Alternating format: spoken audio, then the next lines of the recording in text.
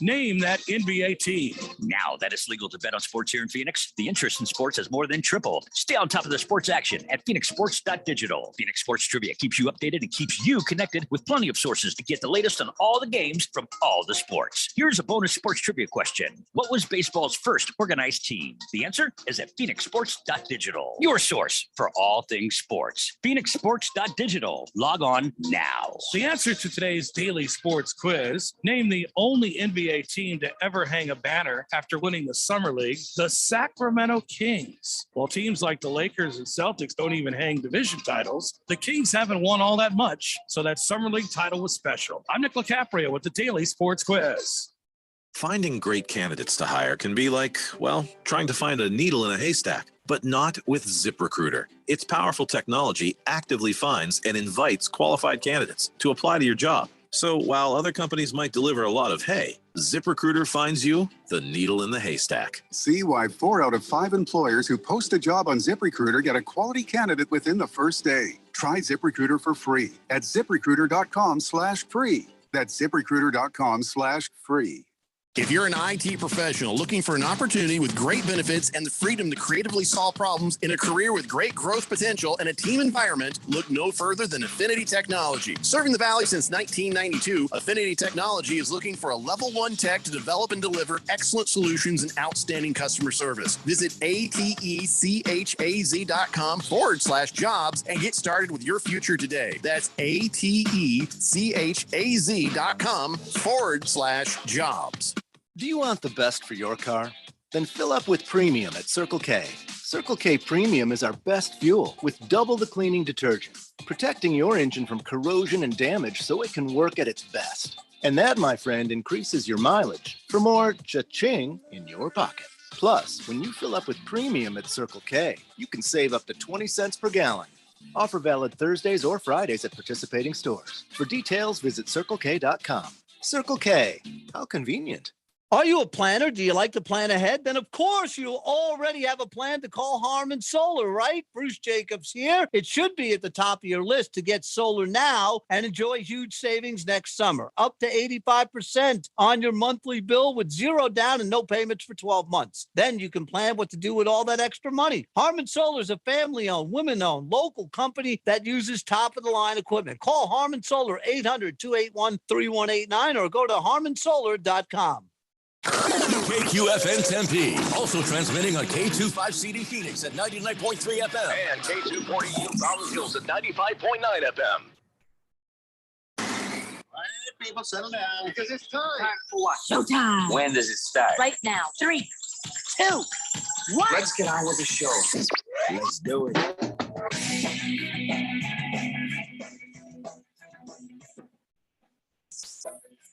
All right, everybody, it's Tuesday here on the Daily Blender. Your good friend, your radio pal, Jeffrey O'Brien, alongside Randy White.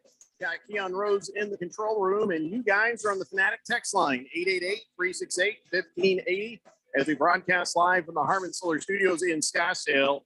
Now, you'd think a show that is on National Grilled Cheese Day would start pretty happy. You would think so. Little crispy bread, melted cheese. Yeah. Gotta love you.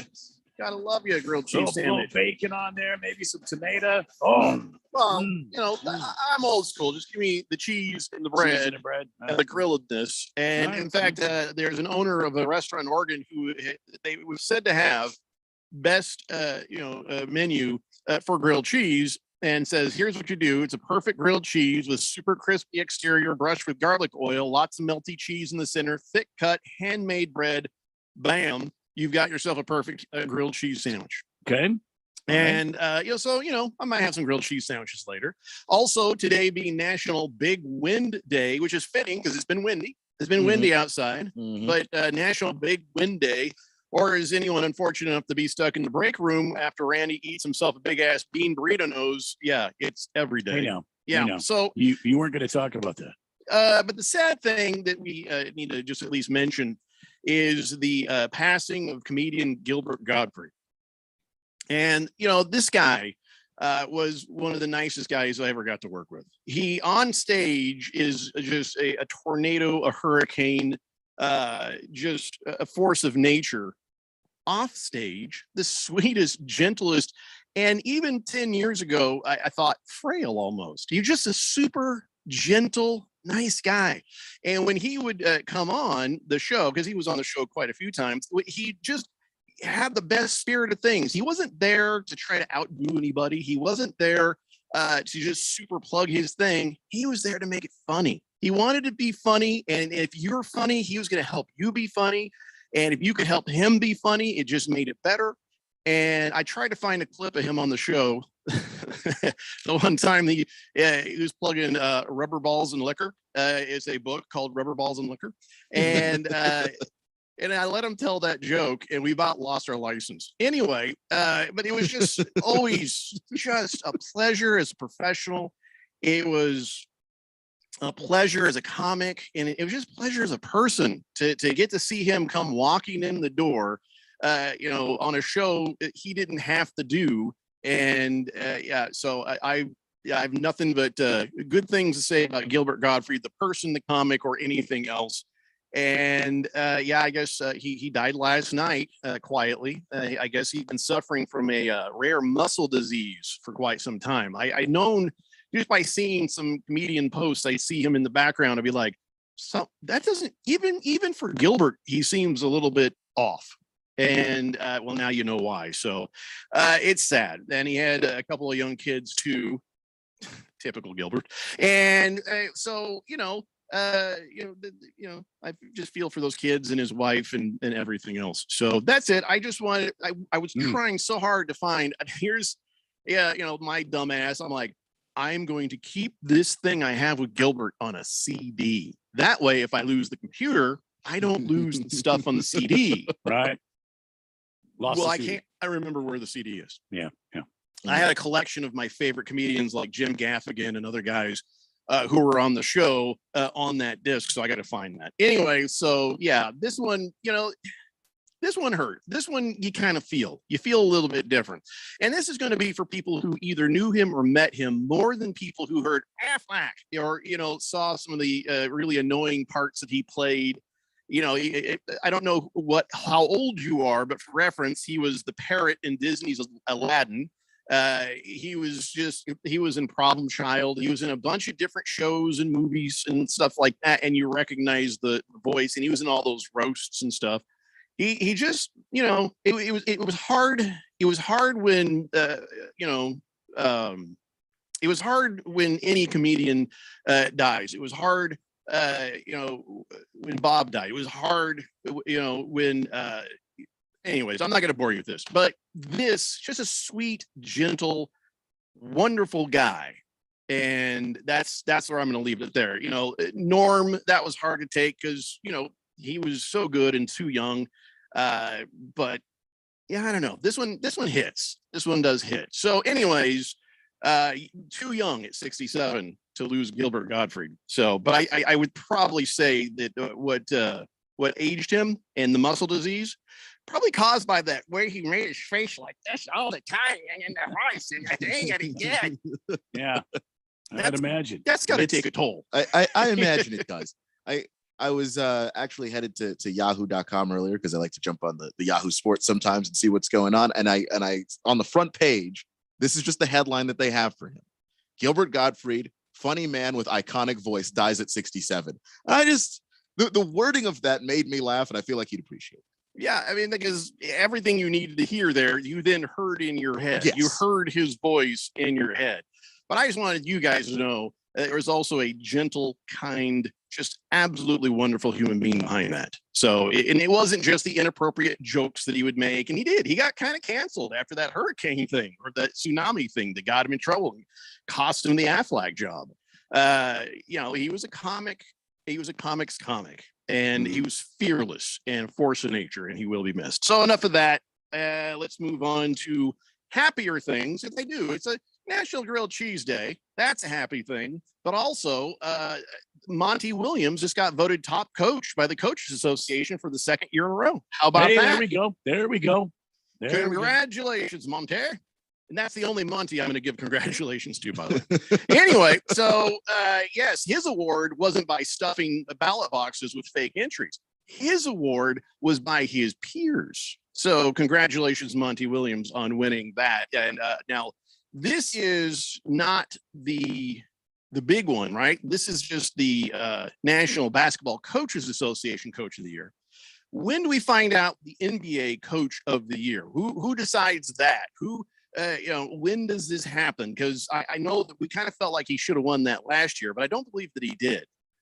He definitely needs to win it this year, hands down. How could you say otherwise? I mean, I know a lot of you Laker fans are hoping Frank Vogel, fingers crossed, but you know damn well it'll be Monty. Yeah.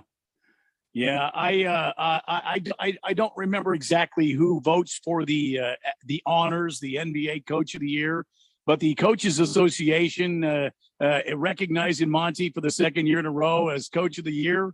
This should be great, and I'm sure it's a great honor for Monty Williams. I don't know him, but he seems like a guy that would take this to heart and just really be humbled by it. So, congratulations, Coach Monty, and we'll have to wait and see with all these NBA awards if he's going to if he's going to win the NBA Coach of the Year or not. So. Yeah, I'm sure he doesn't care. I mean, it's probably an honor.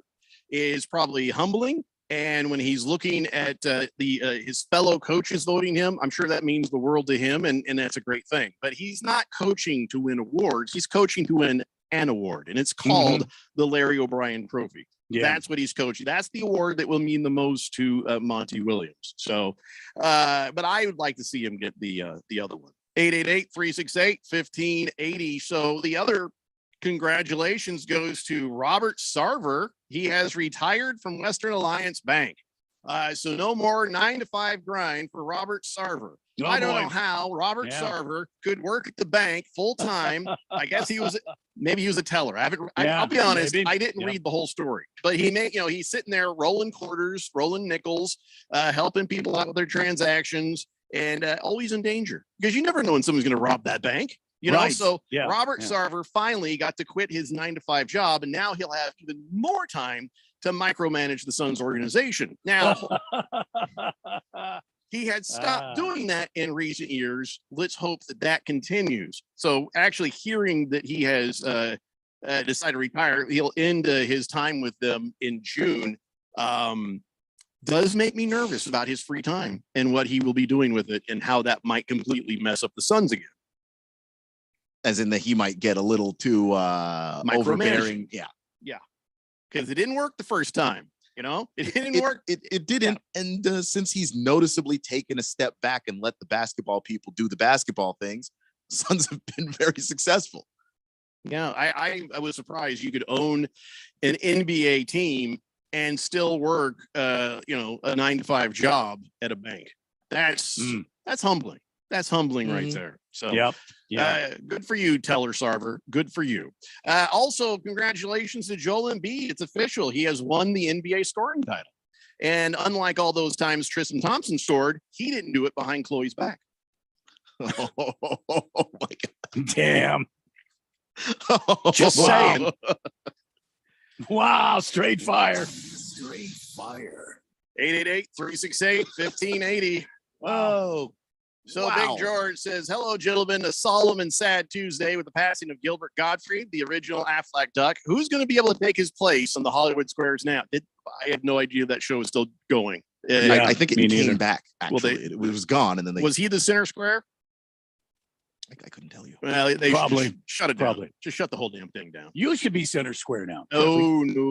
You should be center square. Jeffrey O'Brien, center square. Let's start a GoFundMe account right now. I'm not that interesting. Is that what we do? Start a GoFundMe account. Keon, you're young. You know what do you do to get attention? Get Jeffrey O'Brien as a center square. Okay. Number one, probably be famous. I am not that. Well, so I am out start already. A GoFundMe account to get Jeffrey famous. I don't think that works that way. Is that how we do it? I don't think so. Yeah. Well, the thing is, the easiest way to get famous these days. Start a GoFundMe account. I wish Will Smith had slapped me. God. That's the other easy way. But he slapped somebody who was already famous also. If you just want to get famous real fast, but Jeffrey's not going to do it. He's not going to go for it. What? Got to get on TikTok. Okay, moving on to the next tag. He's not going to do it. He's not going to do it. I know. I just know. doing TikTok. No, The short time I've No. known Jeffrey, it's just not. It's just not going to happen. I just want you guys to know the other day I actually tweeted. good for you. That was Congratulations. the other day. Yeah. Yeah, It's, nicely it's a done. rare occurrence. I tweet. Randy White taking social media by storm. Yeah. Give Radio Randy777 a follow, please. That is Randy's Twitter account. And when he does, by the way, you had a response to somebody's tweet the other day. That was the funniest thing I'd seen in a while. And yours Was it the guy funniest. with all the metal in Yeah. his face? And somebody was asking the question, how do you greet this guy?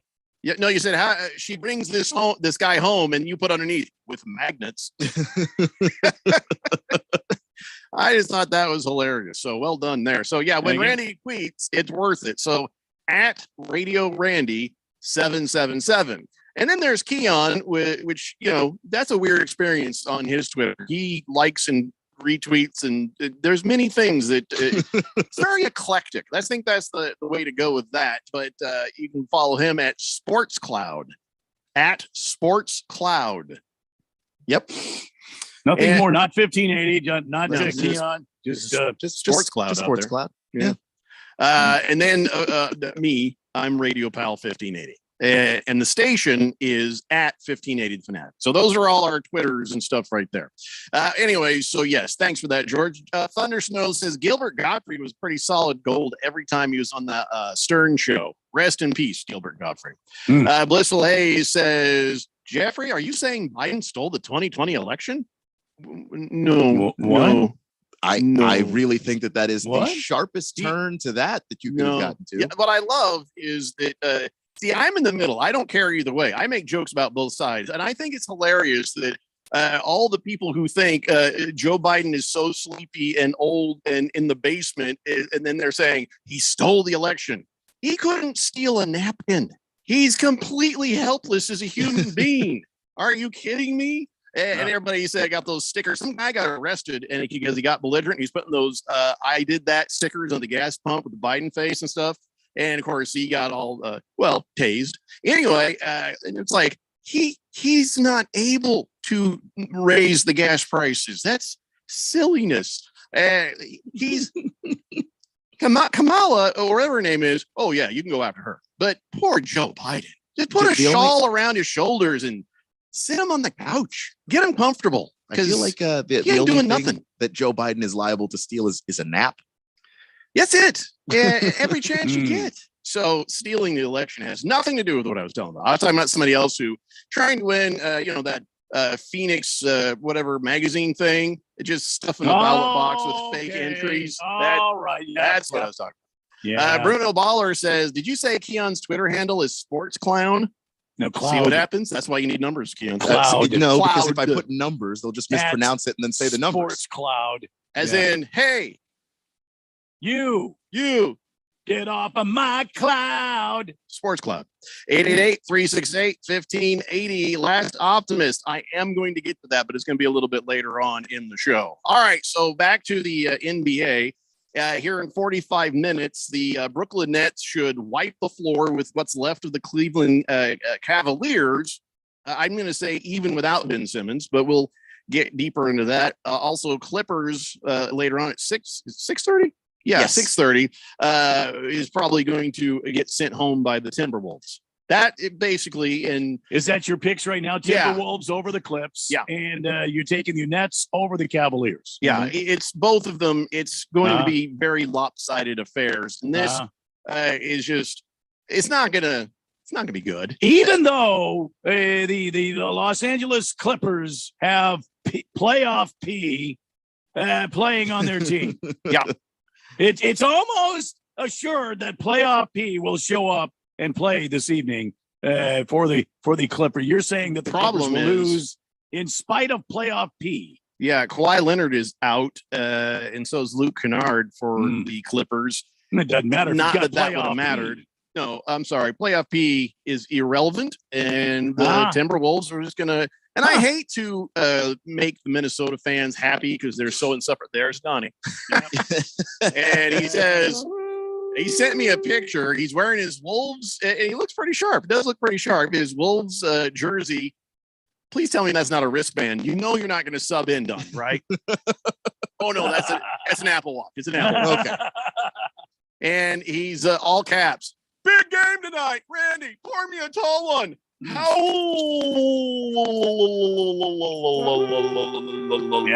think he put the wrong emphasis on the wrong letter in howl, because I could have gone howl, but he put the L, so it's howl. Kind of sounds like a lopsided Formula One car. It's got a flat tire. They got to get that to the pit crew right now. Right now. The picture's awesome, though. Well done, Donnie. Tron Slater says, let's make a wager. What game would series is Chris Paul going to get hurt for the rest of the season? Playoff P, probably playoff P. Oh, I'm sorry, you say Chris Paul. Chris Paul. No. So last year he got hurt during the playoffs, and he came back right there. Did he make it back for the end? I can't remember. He did. Yeah. Mm-hmm. So if it's going to happen, hopefully, Tron, sooner than later, get it over with and get him back out there on the court. But golly, it'd be nice if he didn't. He's like Anthony Davis playoff version. Yeah, you know what I mean? The postseason is where he gets hurt, but that kind of makes sense though, because he's a guard. And the postseason gets a whole lot more physical. You're going to the basket. A lot of guards get beat up. I can't believe you two guys. I cannot believe you two guys saying what you're saying about the Phoenix Suns and Chris Paul. CP3's already had a broken thumb this year. He's not going to get hurt the rest of the season. Dude, no, he's don't already gotten say stuff like that. He's already gotten it out of the way.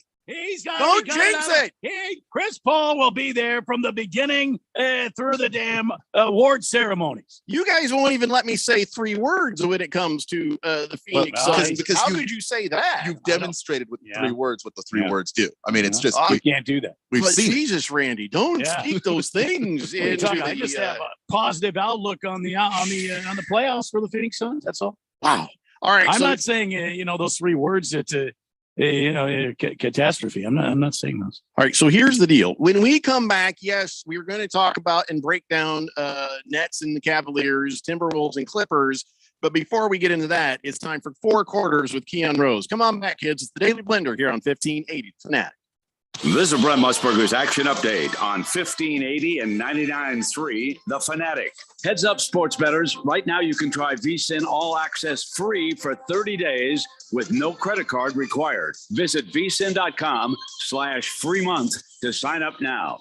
The Phoenix Suns remain the favorites to win this year's NBA title. They pay out at plus 270 on the money line. The Milwaukee Bucks have the second best odds at plus 500. And then you have the Nets at plus 650, the Warriors at plus 900, and the Heat at plus 950. Tonight is day number 1 of the NBA's play-in tournament. 2 games as teams will be playing for the 7th seed in their respective conferences. Cavaliers and Nets. Brooklyn favored by 9.5, and the Clippers and the Timberwolves. Minnesota, they are sitting as a 3-point favorite. For the latest odds all the time, visit vsin.com. I'm Matt Pauley on Arizona's sports betting station, 1580 The Fanatic. The NBA playoffs mean next-level basketball. Get ready for all the action by betting the play-in tournament with DraftKings Sportsbook, an official sports betting partner of the NBA. New customers can bet $5 on any team to win and get $150 in free bets instantly. You clinch a win no matter what. All DraftKings Sportsbook customers can also bet on NBA hoops with same-game parlays. Combine multiple bets from the same game for a bigger payout. The more legs you add, the more money you can win. Plus, for each day of the play-in, get a risk-free bet up to $10 if your same-game parlay doesn't hit. Download the DraftKings Sportsbook app and use code BET1580. Bet $5 on any NBA team to win their game during the play-in tournament and get $150 in free bets instantly. That's code BET1580 at DraftKings Sportsbook. 21 and over. Arizona only. Gambling problem? 1-800-NEXT-STEP. New customers only. Minimum $5 deposit. Eligibility restrictions apply. See DraftKings.com/sportsbook for details. There are so many words to describe Panera's new Chef's Chicken sandwiches. The chicken, juicy, succulent, seared. The brioche roll, buttery and toasty. The Parmesan crisps, crunchy, tangy. The secret aioli, creamy and rich. All those words. But when you have a bite, you might just be left speechless. Panera's new Chef's Chicken sandwiches. Enjoy $1 delivery fee when you order on our app. Restrictions apply. For details, visit panerabread.com/delivery info. When you run a business, you need to be in control. And while you can't control everything that happens in the world of business, you can definitely take control of your utility expenses with the help of Harmon Solar. Give them a call and see how your company can save up to 80% on that monthly electric bill with zero down and no payments for 12 months. Harmon Solar is a local family-owned company that uses top-of-the-line equipment. Call Harmon Solar, 800-281-3189. That's 800-281-3189. Or go to harmonsolar.com. Do you want the best for your car? Then fill up with premium at Circle K. Circle K Premium is our best fuel with double the cleaning detergent, protecting your engine from corrosion and damage so it can work at its best. And that, my friend, increases your mileage for more cha-ching in your pocket. Plus, when you fill up with premium at Circle K, you can save up to 20 cents per gallon. Offer valid Thursdays or Fridays at participating stores. For details, visit CircleK.com. Circle K, how convenient. We just can't help it. We have to do it. It's in our DNA. At 1580 and 99.3 The Fanatic, we have to bring you the most epic moments in sports. NCAA football, NASCAR racing, Arizona Magnus football, golf, Vegas Lakers, March Madness, NFL playoffs, and the Super Bowl. Yeah, we can't help it. We are 1580 and 99.3 The Fanatic and always on at 1580thefanatic.com.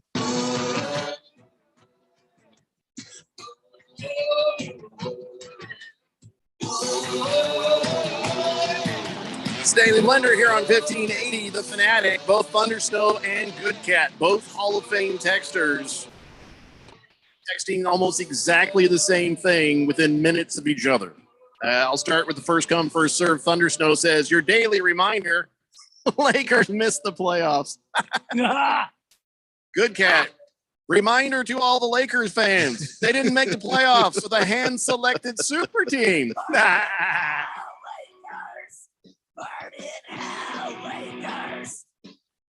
Where's the longer version? I want to hear the big version. Oh, you want to hear the big version? Yeah. I can make that happen.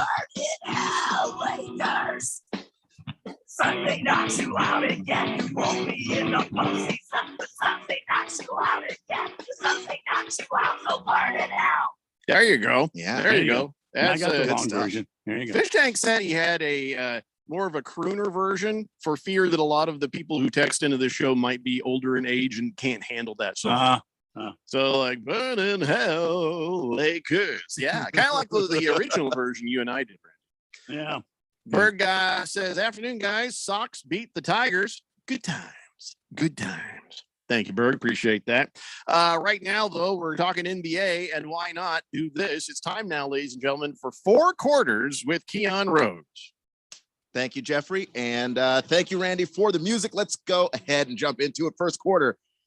We've got, a lot of challenges here in this postseason coming up ahead. The Suns have been clearly and obviously the best team in basketball for the entire regular season, but we're into the postseason now where it's not just teams that are gunning for you every night. These are the best teams in basketball gunning for you on a nightly basis. And in the Western Conference, we have the best teams available. What team in the Western Conference are you the most worried about when you're watching the Suns play in this postseason? Well, okay. So first, I feel like the answer should be the Memphis Grizzlies, but it's not my answer. And I get it, the record and all that. But the one that I just sort of keep looking over my shoulder at, and I know this is going to draw some guffaws, but it's the Golden State Warriors. The Golden State Warriors have the firepower. And the other day, somebody said to me, they said, old Brick-O-Matic, Klay Thompson, it has been hot. So if he takes that into the playoffs, that's pretty damn helpful there too. Now, I'm not expecting him to continue to be. I'm expecting him to show you guys what I'm talking about on the Brick-O-Matic, when it matters kind of thing. But still, that team is the one I'm looking over my shoulder at. Randy, how about you? Well, the same exact team. I've said it all along. I feel like Golden State is coming into their own. Steph has been kind of sitting and kind of he had a down season, but I think he's been sitting and kind of resting towards the end here with a quote unquote injury. I'm not saying that he's slacking. I'm not saying he's doing a LeBron James. I'm just saying it was a very fortuitous period for him to sit and relax. And I think Klay Thompson is He's not as worn down as he normally would be in a normal season. Remember, he came back and the season was already underway. So I will take the Golden State Warriors as well. Good pick, Jeffrey. All right. But I picked first, so I win. Go ahead, Keon. Is that how that works? Yeah, I was first. Yeah, I'm gonna stick with the Memphis Grizzlies on this. They are a deep young team. The only thing they're really missing when you talk about how good they are is playoff experience, because they can shoot the basketball, they defend really well. They've got a superstar point guard in the making in Ja Morant. But you want to talk about Dylan Brooks, Jaren Jackson Jr., those guys, that young core that I think they're gonna try and keep those guys together for a really long time. You know, the best way to build a super team is, hey, don't go grab a bunch of guys, draft them. And I think that they've put together a group of guys that are going to be really good basketball players for years to come. And they've got Steven Adams at center, who was with the Thunder for forever, to be that kind of anchor and the elder statesman on the team to kind of guide these guys. And he's a tremendous defensive center as well. I just think that the Grizzlies are incredibly scary, and I know that a lot of their guys are dinged up, but if they can stay healthy, they would run into the Suns, presumably, in the Western Conference Finals. So that's how good their season has been. That's why they're the second best team in the Western Conference. All right, let's get to quarter number 2, because while we have all the better teams here in the West, in the Eastern Conference, the top of that conference is very, very heavily loaded. Which team comes out of the East that you don't want to see as a Suns fan? Randy. Boston Celtics. Why? Playing great basketball right now. Far and away a surprise team for me. I already explained the other day on the show, in case you missed it, how Danny Ainge retired, and then that the head coach, wizard, Brad Stevens. Brad Nessler. Like Yeah, that's him. Yeah, that's him. They put him in the front office, and they brought in some other guy, Bucky Machungo, or whatever the hell. What's his name? Ime Udoka.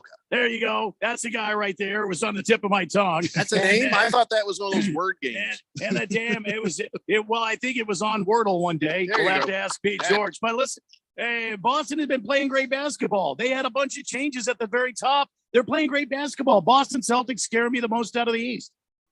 Jeffrey? It's the Bucks for me. I just don't want to see them there again. I don't know that they have it to get there this time, but part of me wants to see DeAndre Ayton finally, get over that hump for himself as a player and then get this team to take them out. So part of me wants that, but that's the team that they've been there before. They've played the Suns in a finals before. That's the team I don't want to come up against in the finals. Now, I don't think it's going to come to that. I don't think so. But that's the team that would worry the most if it ended up being the finals, Keon. I agree with that. I was waffling between Celtics though and Heat when I was thinking about it. I mean, obviously everything Randy said about the Celtics. And by the way, the Celtics have 2 all defensive players. They have 2 players making the all defensive team, and we got Bismack Biyombo. How about that? I mean, look, I have nothing but respect for the great Bismack Biyombo. I just wanted to say his name. Honestly, I thought I'd throw it in there. Sorry. Well, the team I'm actually going to pick though is a guy with another great name, Bam Adebayo. I love Bam Yabba-dabba-doo. If Monty Williams weren't the coach of the year, I think you'd have to look at Eric Spoelstra and what he's done with this Heat team. They were struggling to start the year. You know, the young guys on the team couldn't quite put it together, but somehow he's gotten all of these players on the same page. He's figured out what rotations work. They're a fantastic defensive team. They're hard to score on. And look, it's tough to see what DeAndre Ayton might end up having to do if he runs into Giannis again. But it's not going to be a picnic going up against Bam Adebayo either. He's another one of those premier guys, and he's a fantastic defender at the rim in particular. So I'm going to say the Miami Heat out of the Eastern Conference as a team. Wow. Now I'm watching the Suns. I don't want to see him. I don't want to see him in the finals. Let somebody easier come out through. So let's get to the third quarter right now. The play-in games, I don't think that they're controversial necessarily, but everyone seems to have some kind of an opinion on them. Some people like them, some people don't like them. Where do you stand? I hate them. I hope they die on fire. I want to go to their house and I want to burn it down. I want to go to their graves. I want to pee on them in the middle of the night. I hate to play on. I don't like them. Okay. Why? Why? I don't know. I mean, Keon, I think, said it the other day. If your team is under 500, you don't deserve to be there. And I agree with that 100,000,000%. If your team is not a 500 plus team, shouldn't be there. And you end up with some sub 500 teams in those play-ins. There's no reason for that. Just take the top 8 teams from one side, take the top 8 teams from the other. Don't give me some sort of contrived way of getting what should be a star team into the playoffs when they don't deserve to be there. I don't like the play-in games. Randy? Well, I mean, I agree 110% that a sub 500 team should not be in the damn playoffs. But how do you settle that? If the in the Eastern Conference or the Western Conference, one of the top 8 teams is a sub 500 team, what do?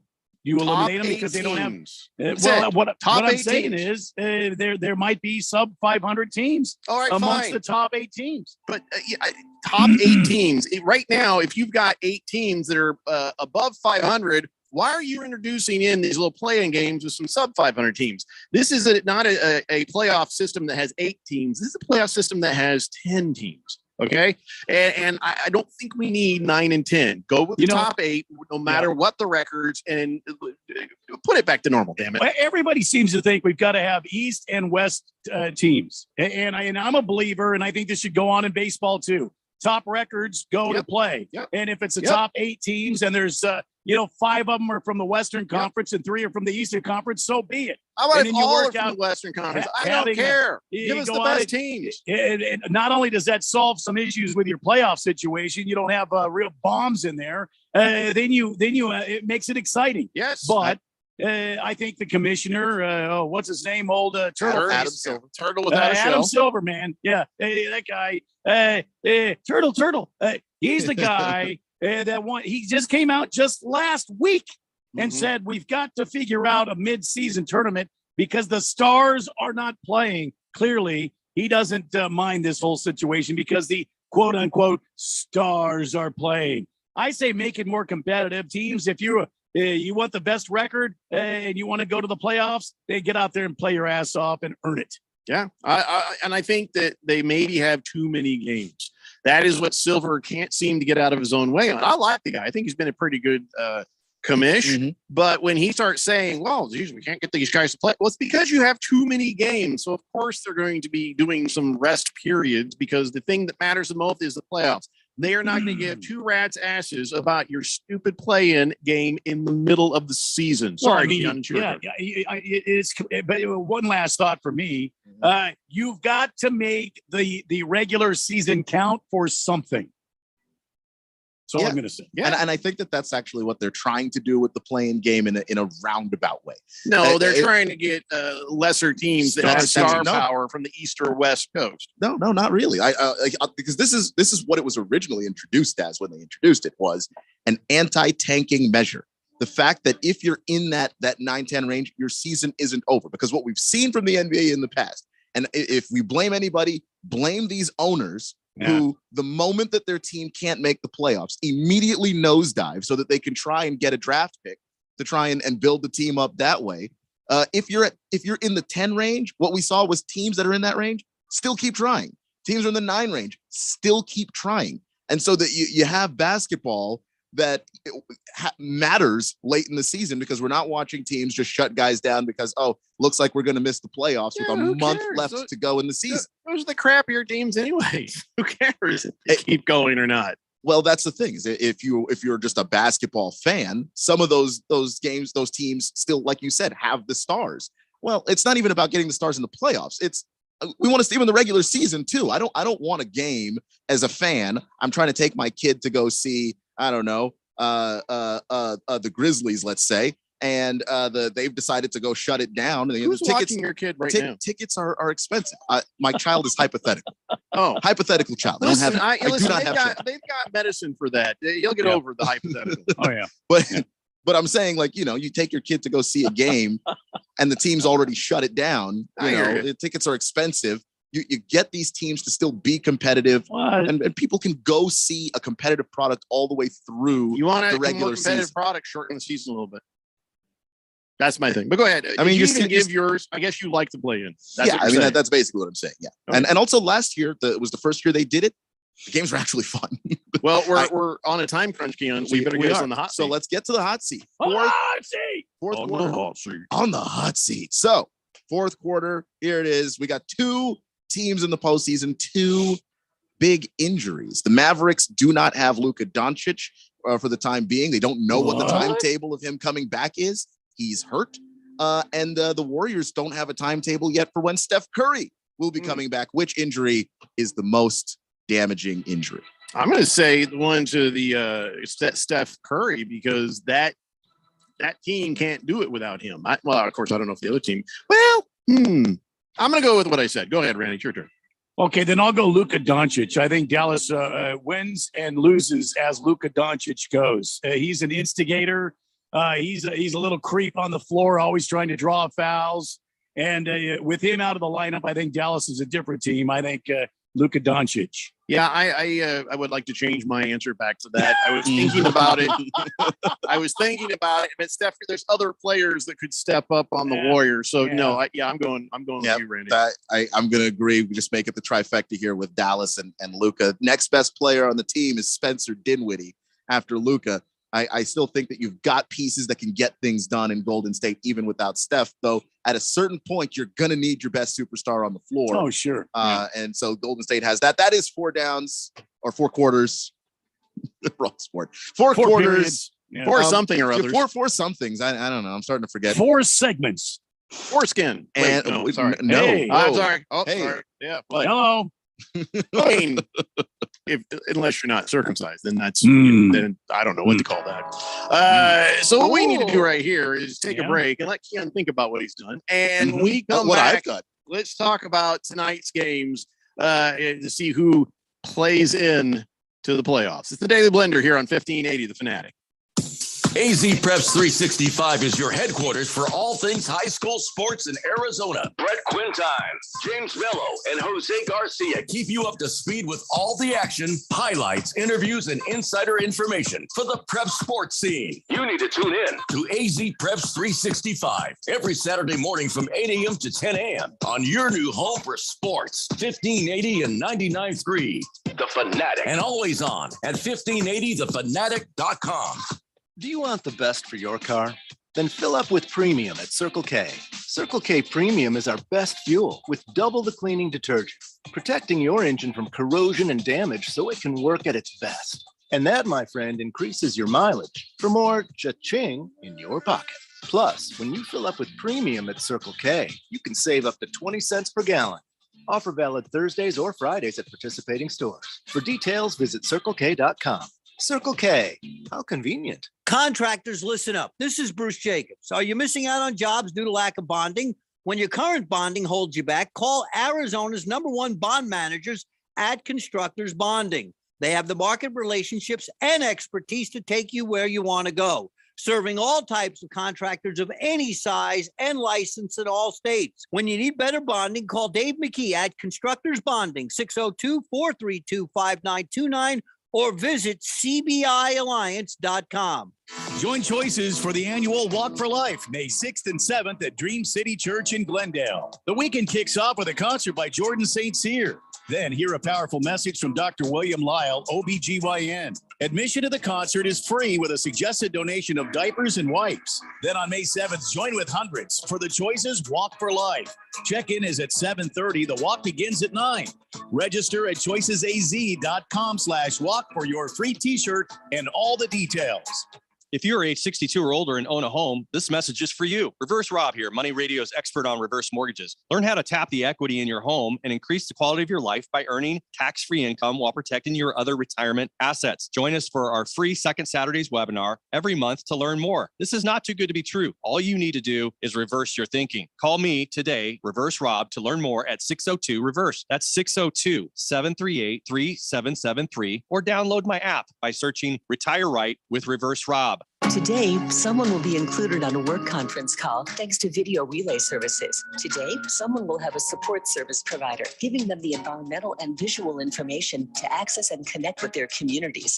Today, someone among the more than 1 million deaf, hard of hearing, and deafblind Arizonans will enjoy greater accessibility and effective communication thanks to the Arizona Commission for the Deaf and the Hard of Hearing. To learn more, visit acdhh.org, sponsored by the Arizona Commission for the Deaf and the Hard of Hearing. Your home for sports. 1580 and 99.3 The Fanatic.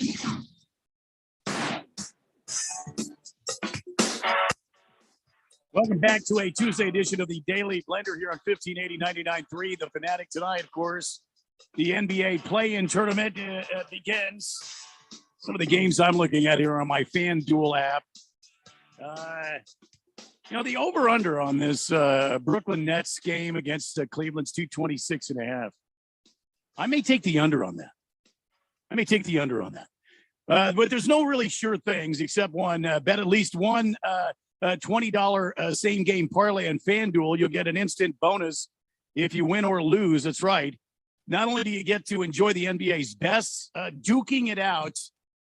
I still have a problem with that. Duking it out.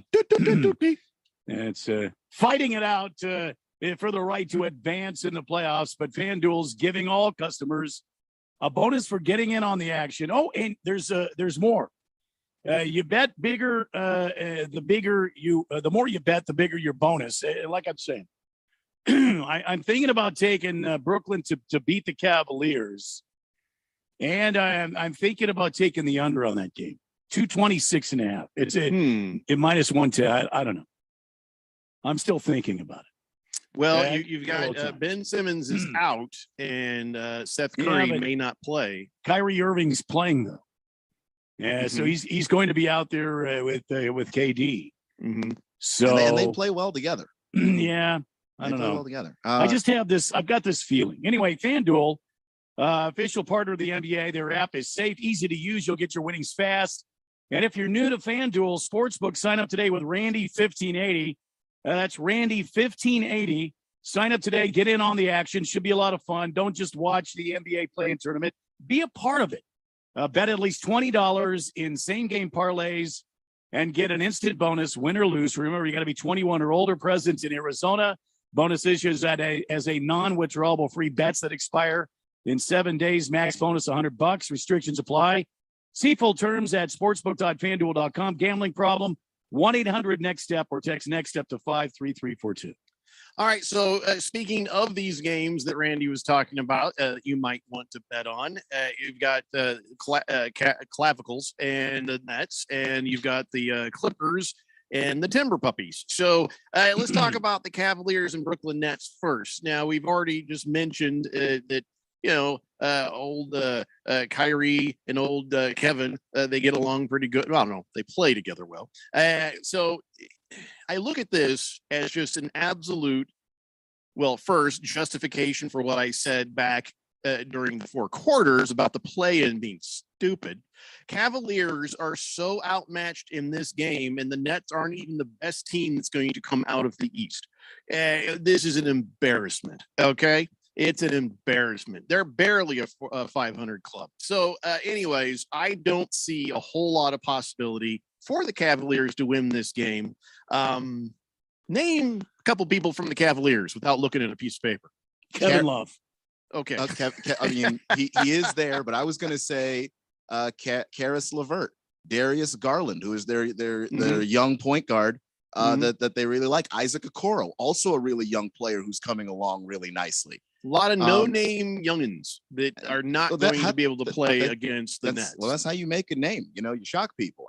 I'm not saying that they're going to win. I'm going to pick the Nets in this game, but I don't think that they're so outmatched that this is not a game worth watching. I would disagree with that just because these guys are young, but they're talented. Evan Mobley, their rookie, has really. I mean, he might win Rookie of the Year.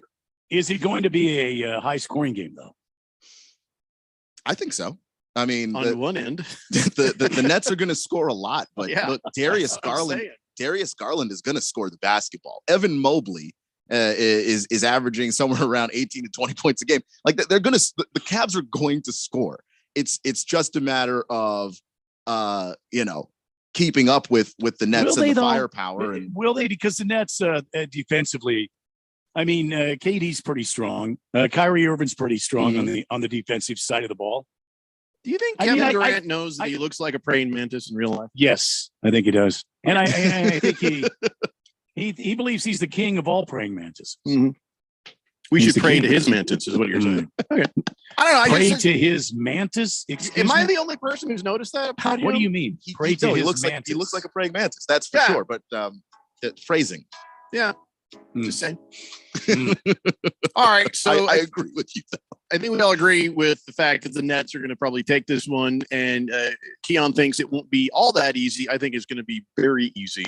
And boy, can you imagine if the Cavaliers won this game?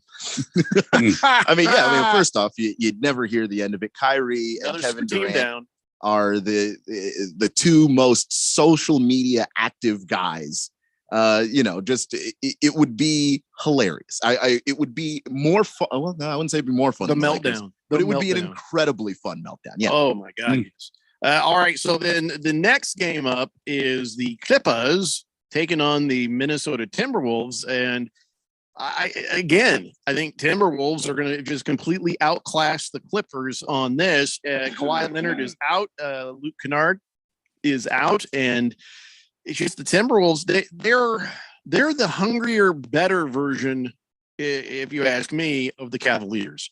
I know they're in the West, but I'm just saying that you're talking about a young team, right, with a lot of young names on it. But the Clippers can't even get out of their own way as of late. I'm going to say the Timberwolves will win tonight's game. Well, the line on it right now, the Timberwolves are 3.5-point favorites. Okay. That's pretty close. That's it. Yeah. Now the line on the Nets Cavaliers has just changed. It was 10 points for the Nets as favorites. Now it's down to 9 points. Damn it, Keon! They're listening to you. You're ruining everything. And they're calling for the Clippers Minnesota game to be a high scoring game. The over under it's 231. Right. Yeah, that makes sense. I mean, look, neither of these teams are exactly going to be accused of playing defense on either end of the floor. I mean, the Clippers are not exactly a defensive juggernaut. Look, Ivica Zubac is your center. He's not. There's not a very. Did you many say people. a Zubac is the center of the Clippers? Yes, that's exactly what I said. He's not stopping very many people, and he's scrappy. He works hard. But Ichabod Crane does not play very good defense. Everybody knows that. I thought it was Kazubox. I just don't see how they beat the Timberwolves with the center mismatch, because obviously you got Zubac on one side, but then you've got Karl Anthony Towns on the other side. And how many ways can Karl Anthony Towns beat you? Oh, he can beat you inside. He shoots the three ball really well. Mm-hmm. He's got a mid-range jumper. So basically every way that it's possible. You run this offense through Karl Anthony Towns. You go to the playoffs as the number 7 seed Minnesota and just have yourself a good day. Yep. So pretty cut and dry, simple there, that after tonight, the Nets and the Timberwolves will have a W. The Cavaliers and Clippers will go home in absolute shame. And that'll be the end of that. All right. So let's get caught up on the text line. People with a lot to say about what we've got to say. So let's see what they say. Let's see. Good Cat says, any chance Fish Tank can do a song saying, blow it out your ass, Dodgers? Blow it out your asses. I got to check with Radio Ron if we're allowed to do that one. Also, it's a little wordy, don't you think? Yeah, it's kind of hard to. I mean, like Burn in Hell. I'm not saying Fish Tank can't. I'm just saying how about Drop Dead Dodgers? Oh, there it is. Ooh, there we Drop go. Dead Dodgers. I mean, is that worse or better than Burn in Hell? You know what I'm saying? Or just do Burn in Hell Dodgers. Well, I mean, Burn in Hell. I mean, that sort of implies ongoing, where Drop Dead would be. Sort of, one and done. Quick and out. Yeah, you're right. You drop dead, and it's anybody's guess whether or not you're. I don't like that one. Yeah, we need to come up with something more like, ongoing pain and suffering. Yeah, all right, then why not just Burn in Hell Dodgers? Have them do that. By the way, Dodger fans, you're sitting in 4th place right now in the West. Early, but we'll take it. We will not be talking about the Diamondbacks today. Laugh while you can. That's all I'm saying. That's all we can laugh about. We had nothing but tragedy at home. Boomer Sooner says, good day, gentlemen. Beautiful day up here in Anthem. About 78 degrees. Get this man a drink, would you, Randy? Absolutely. Kiss the Cook says, NBA will never go back to a shorter schedule. Only one word prevents that greedy bat turd from doing something different, and that's revenue. Yeah, that's true. Big George says, since I've been accused by certain people on the show of favoring Jeffrey in my assessment of who won 4 quarters of Keon Rose, today I picked the great Randy White as the winner. Wasn't even close. Randy wiped the floor of the competition, even though Jeffrey did choose Golden State first in the first quarter. Yeah. Well, All right. thank I'll you, accept Big that defeat. I'll accept that defeat. I did him and fair Hall. ruling, George. I did change one of my answers after the fact. So, no, Randy gets it. You know who never wins? Keon. That's why. 888-368-1580. I've accepted my fate. King Kitten says, fish tacos or the other kind? Yes. Yeah, sure. Whatever you got, we'll take it for the most part. As long as there's no Are there caterpillars are there crap in there. bad tacos? Like if Yes. they're made with normal food, are there bad tacos? Oh my I God. actually had I met some some, girls on Mill once. No, I'm just kidding. I had some mahi tacos. They were pretty good. Yeah, we were on a trip. You gotta be careful because they have like the centipede tacos and the scorpion tacos and the I haven't seen them. weird food No. tacos. No. Always No. make sure you know what the hell is in that taco. You know what I'm saying? Yeah. Because you don't want that. Mr. Wilbur says, I know how to fix the Warriors from shooting so many 3-point shots. When Steph Curry or Klay Thompson goes up for a 3-pointer, whoever's covering them needs to hit them as hard as they can in the stomach. Then just like Pavlov's dog, eventually they won't want to take that 3-point shot because it's going to hurt every single time. In the stomach. There's a flaw, a fatal flaw in your plan. Yeah. I mean, let me help you out with that. First, that person will be ejected. And even if you have a goon go out, then that person's probably going to get suspended and you're going to end up with a short team. So you could only get away with it a game or two. I mean, the reason why the Warriors, well, major reason why anyway, that the Warriors lost to the Cavaliers when they did, Draymond Green got himself suspended in that series. He was ejected and then he missed the game after that. That's not a good strategy in a 7-game series. Well, it's all right if you use scrub bench players, but then, you might win a game or two. And then after that, you're out of your scrub bench players because everybody's gotten suspended. And now you've got like only your core group and you can't be losing guys punching people in the stomach that way. Well, I mean, unless you really time it, kind of like what Popovich did with that bastard Greg or what's his name, Ori? Robert Ori. Yeah. Oreo. The way he came in and threw Steve Nash like a rag doll into the scores table, broke his face open. Well, that's a whole other level of assault. We're talking about just a little boom right in the stomach. So then, I don't want to take a 3-point shot and get hit. I knew Glenn Ori, Greg Ori. The hell's his name? Robert Ori. Yeah, that guy. I knew he was nothing more than a scrub player. The Jet says, Jeffrey, why don't you ever say my name followed by Hall of Fame texter? Well, there's a reason for that. You are not a Hall of Fame texter. Sorry. Okay. Promise you, last optimist. I will get to your text a little bit later. Hamilton Porter says, hey, have you guys watched the HBO Max show about the Lakers? Started it yesterday and now I'm hooked. I just don't like the Lakers enough to watch it. I haven't seen it, but yeah, I'm very interested in seeing it. It's about Magic Johnson. Yeah, I know the Lakers aren't thrilled about it. So maybe it would be watching, worth watching, just knowing that. Because they're trying to just give you like the real, not censored version of what happened in the 80s with the Showtime Lakers, which was a lot of off the court stuff that's salacious and wild. Well, Magic's got a documentary that's coming out, and then there's this show. And I always say somewhere in the middle, the truth is there. So watch both. Watch this HBO Max show, which was, by the way, done by Adam McKay, which is the guy who did Anchorman. So there's going to be an element of comedic license taken with this, and you can't take it's based on events. It's not everything is accurate. And then you take Magic's version of things, and then that is going to be so pro Lakers, it's going to make you want to vomit. But if you take the two together, somewhere in the middle, I bet you find that truth. If you care, which I don't about the Lakers. So maybe I'll just watch the one that's funny. Is it funny? Hamilton, is it funny? Let me know. 888-368-1580. Good Cat says, Bruce Bowen, the Golden State shooters, and undercut them each time. Yeah, that Bruce Bowen was dirty, man. Mr. Wilbur says, damn it, it's my strategy. Get your own strategy. He was one of those Spurs, wasn't he? He was. Bowen. Yeah. Bastard. Well, we're just trying to, help your strategy, Wilbur. So, in that case, kiss my ass. How's that? All right. That is 1 hour down, and we got 2 to go. Let's see. We have talked about the NBA play-in thing. When we come back, let's talk a little baseball before we jump face first into a big old pile of NFL. It's the Daily Blender here on 1580, The Fanatic. I always wanted to learn Spanish, but I never thought I'd have the time. Then I discovered Babbel. Babbel's lessons are fun. They only take like 10 or 15 minutes, and in 3 weeks, presto, you're speaking another language, like magic. I love that Babbel's lessons aren't just robots talking. They're voiced by native speakers, so you get the pronunciation just right. If you want to learn a language, there's no faster, easier, better way than Babbel. Babbel. Babbel. Go to babbel.com to try for free. That's BABBEL.com. Babbel.com. Welcome back to the quickest podcast ever, brought to you by Kohl's. Today's topic, Easter style. I love when everyone's dressed in their Easter best. Then you need to check out the deals at Kohl's. I got 25% off the perfect floral dress, a new shirt for my husband for only $34.99, and got 25% off outfits the kids are going to look adorable in.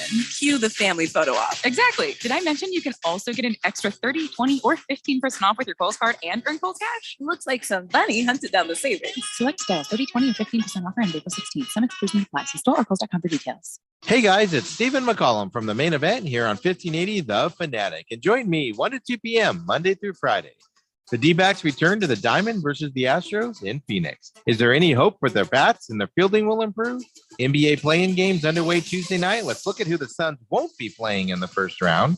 We'll predict Wednesday night's play-in games, the NHL updates, and more. So join me, Stephen McCollum, on the Main Event, Monday through Friday, 1 p.m. on 1580, 99.3 FM, The Fanatic.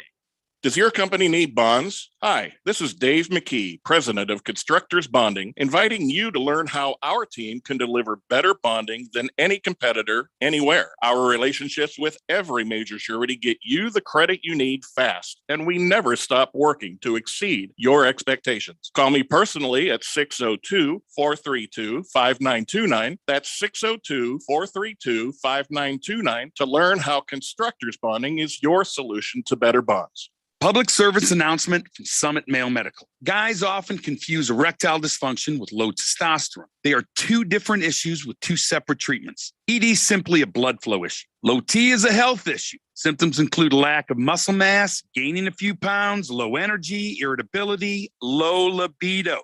At Summit Medical, we treat both because we're experts at both. We've been here in the Valley since 2008. We've treated tens of thousands of patients, not only from here, but all over the country, coming to us specifically. And compare our pricing with others. We are the low price leaders. And combine that with the most experienced staff in the business for ED and PE treatments, and that is an unbeatable combination. We dare you to compare. Please do. So if you're having intimacy issues, please let us show you how we can help you tomorrow if you call today. 480-398-1000 or go to summitmalemedical.com. It will be the best call you ever make. KQFN Tempe. Also transmitting on K25CD Phoenix at 99.3 FM. And K240U Mountain Hills at 95.9 FM. All right, people, settle down because it's time for showtime. When does it start? Right now. 3, 2, 1. Let's get on with the show. Let's do it.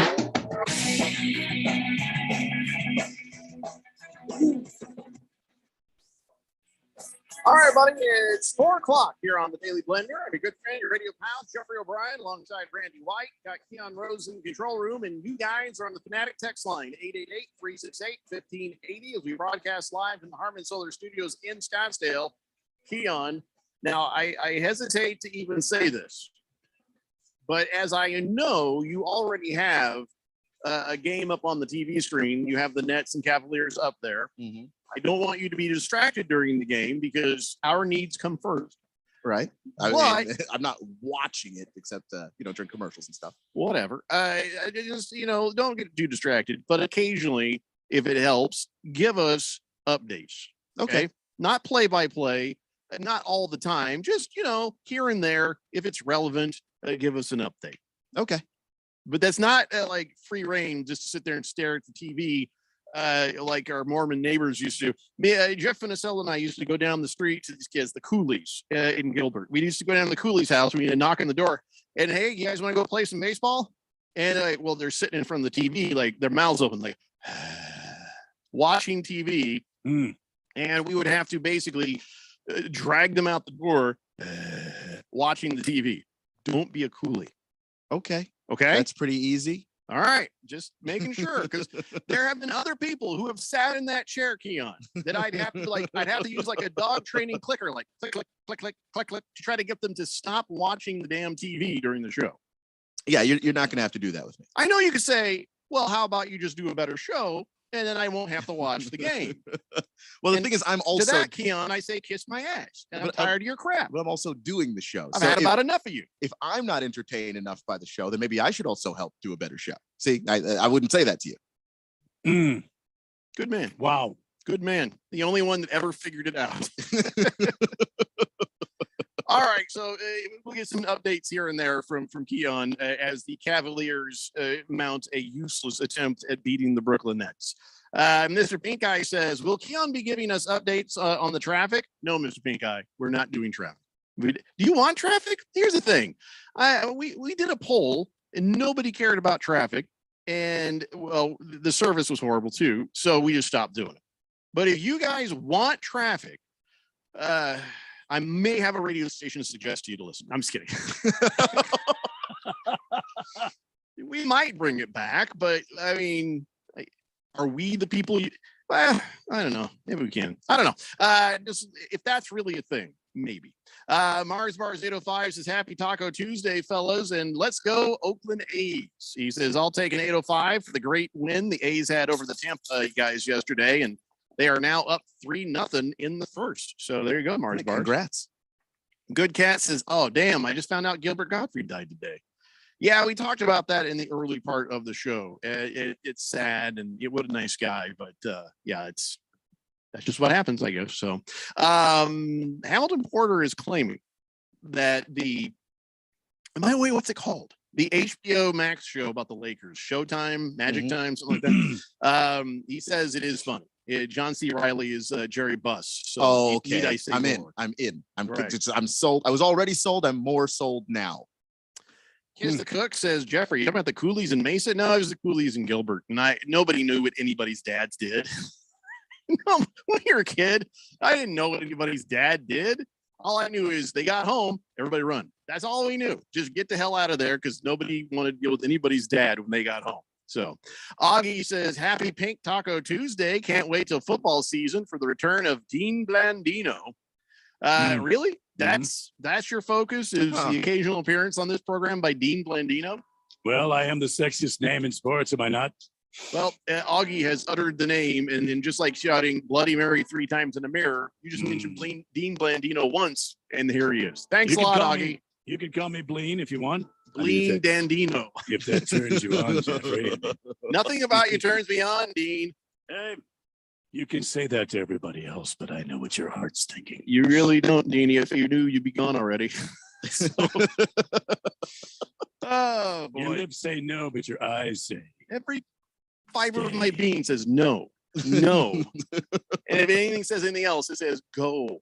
Go. How about that USFL starting up this weekend there, Jeff Coe? Dean, get off the microphone. Just go, nobody cares about the USFL. Man, that shows you how bad they are. They brought Dean Blandino over. Ugh. All right, so let's talk about. Oh God, I don't want to talk about this. Diamondbacks lost 10-5 yesterday. What's going on today? Are they playing right now? I'm afraid to look. Now they've lost everything but one game. I don't believe. Are they playing today? I'm afraid to look. So first it was the San Francisco team. I San think they're Diego off. team. I think they're off today, and I think they start a 2-game series against the Astros. But let me make sure on that. No, they start that series against the Astros today. No, well then they were off yesterday at 6:40. There you go. Augie, I don't understand what you're saying there. Maybe you have a typo. Hamilton Porter says, sorry, outlast the USFL. Dean Blandino's the rules analyst for the XFL. That is why it'll outlast the USFL. because it's all about the rules, right? It's all about the referees. That's what makes. Oh, how about the players are going to suck and the game is going to suck? I agree. But the USFL, XFL, that's literally the only thing I care about is, they're going to try out some rules that maybe the NFL might adopt if they don't stink. How about that ball that the USFL is going to start glowing when it gets near the end zone? I'm not making that up.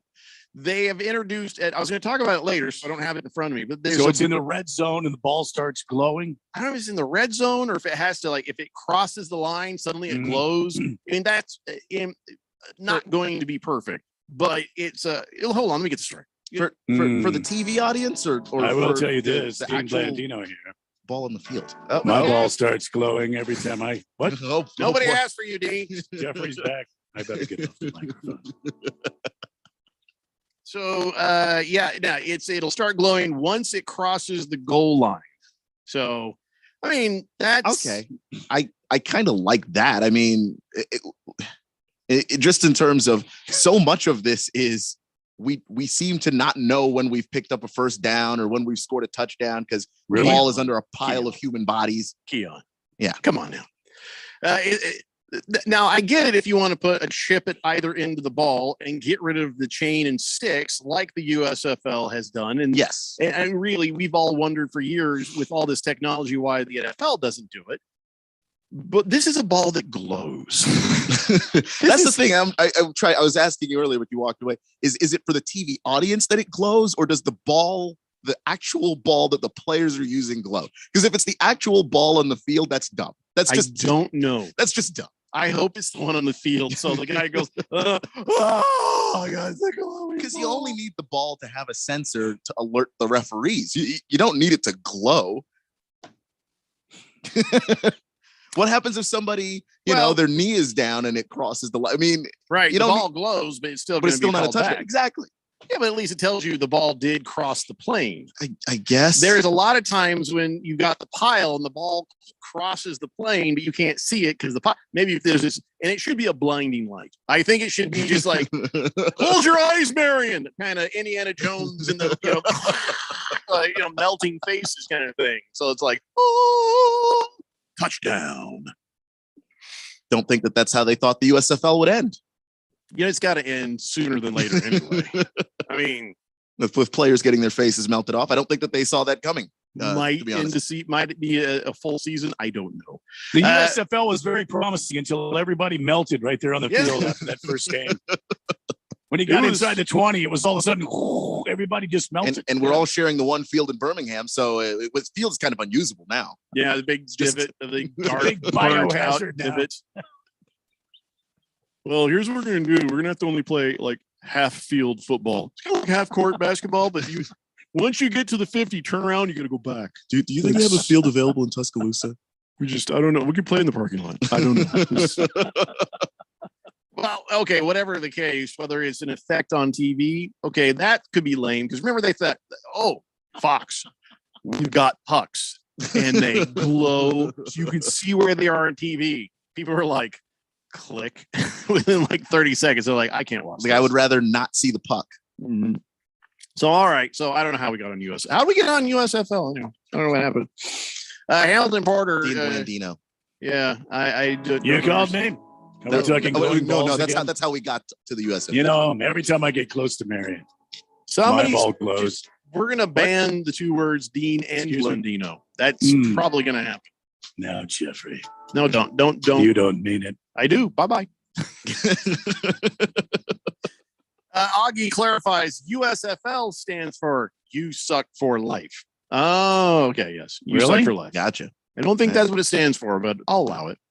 Hefty Lefty says scientists from Chernobyl know all about glowing balls. Glowing everything else also. All right. So, we were talking about the Diamondbacks and how bad they suck. They just did anybody figure? Are they playing? They are right now. They are not right now though. It's later tonight. Okay, and playing tonight, and they're playing tomorrow night. They're off Thursday, and then they have a weekend series against the New York Mets. So when they play, you're looking at five losses in a row coming up. Right, they're playing the Astros. Tonight is tonight. Yeah, and Zach Gallen is going to pitch. Does that change your opinion at all? 5 losses in a row coming. Yeah, well, I'm done with that. I don't want to talk about them anymore. Fine. I It will doesn't say, matter. You could put Randy Johnson on the damn hill. This team cannot hit. They didn't hit last year, but let's go ahead and bring the head coach and the philosophies behind hitting. Let's go ahead and bring that back to this team and let them not hit again this year. All right. Okay, that's probably enough Diamondbacks talk. But I am going to talk a little bit about what the hell's going on this planet with fans. Now, of course, we've barely had half of a week of baseball, and everybody's brawling. Everybody's fighting. Everybody's brawling? Yes. Their dukes are up, Randy. They're duking it out. And Would you say that everybody was kung fu fighting, or is it just regular fighting? No, it's regular fighting. Okay. It's not even cool fighting. It's not even good fighting. Here's one that wasn't in the stadium, but a Colorado Rockies fan. Okay. I guess here's what happened. Here's what I could figure out by watching the video, which I didn't want to watch. But then when I watched the video, I was like, okay, I understand the context. A woman was getting beat up by like about 4 or 5 other women. And and so this guy comes running in and he just starts throwing haymakers and punching women out. And I think it was to rescue that girl. So I'm like, okay, I get rescuing my girl. I don't think I would start throwing like wild throws. And then, of course, he had one girl down who was punching her on the ground. So that kind of is more than rescue and escape. Yeah, that was Anyway, so that happened at Coors Field and outside of Coors Field. And of course, the cops showed up. I don't know if anybody got arrested because, by the time they get there, they're not sure what's going on. And they just deal with whatever's left over. So I'd say that's a man card violation, be punching women. But I do understand saving a woman from a herd of these women because a herd. Well, I asked my wife, and she said, "Don't bring it up that you asked me." Oh, okay, damn, I've screwed that up. I asked my wife. I said, "What if I came across you getting beat up by 4 or 5 girls?" And she looked at me. She's like, "I'm too classy to be in a fight like that." And she says, 2, looking at the video, I'd whoop all their asses. And 3, I don't need your help. I'm like, all right, that's fair. But what if there's not a way he could have pushed them without like when you come in with the fists. These girls were crazy because ever since he'd punch one, the other one would come in. It was like they were after this woman like they were bears and she was like a side of beef. They were just going after her like crazy. Now, I'm not condoning what he did. Not even a little bit. Not to victim blame, but when 4 people want to kick your ass that bad, what did you say? Now, easy. That you don't know for sure. I don't know. I'm just asking. Like, maybe one of the girls thought she looked at her boyfriend the wrong way. Maybe, and then all of them jumped in on this. You don't know the context. That's irrelevant for this. I'm just curious. That is victim shaming because the poor girl getting beat up. Come on. I'm not saying she deserves it. I'm just saying what happened. I want to know what happened that made them want to beat her. You're not that bad. going to get to know. Maybe it's them. Maybe they just are those people that they found a reason to beat up the person. Even if that gal needed a beating for something she said, one person should be enough. Would be more 5 or 6 people too many. Would be more than enough. Yeah. So this guy came flying in, started punching out women, and he knocked one of them out. I'm pretty sure it's like just a good solid pop right in the face. And I saw my wife and said, "So what am I supposed to do if I can't?" And I don't want to, but I can't punch anybody. And I was like, all I could think to do is shield your body enough for you to get to your feet. I'll take a bunch of punches and try to get you out of there. Like I'm the Secret Service. And she's like, yeah, that'll work. She says, but still, she said, like, once I'm on my feet, just clear out, stand back, get out of the way. Because now because now I'm really pissed. I'm not going to go into details of why she's a badass, but trust me, the wife is a badass. So yeah, that is an ugly, ugly thing. But okay, so it's not the only thing that's going on. Philadelphia Philly fans were brawling on opening day. Oh, that's just no kidding. No kidding. That's true. That's any day, anywhere in Philly. Philadelphia fans were brawling. End of sentence. What time is it now? Because I'm sure they're brawling again. But it's why? What happens in a stadium where you feel like you want to fight somebody. I don't understand that. Now, I've been annoyed by people in a stadium, but I've never felt like that's it. We're fighting. I've just never. How does that happen? People are very bold nowadays, and they just feel like they can do and say anything they want. And if you say anything back, it's on. You forget that a lot of people forget that there's not a computer screen between you and the other person. Well, you get a few beers in you, suddenly you're blogging out loud, and here comes Mr. Fist. Well, not only you get these arrogant fans that say anything they want, and if you say anything back to them, it's on. They will come after you. What's even better is it was Philadelphia Philly fans fighting other Philadelphia Philly fans. This sounds normal. Don't you guys remember the NBA playoffs last year and the fun we had with the Phoenix Suns fan who was in was it the Clippers and the two guys? Yep.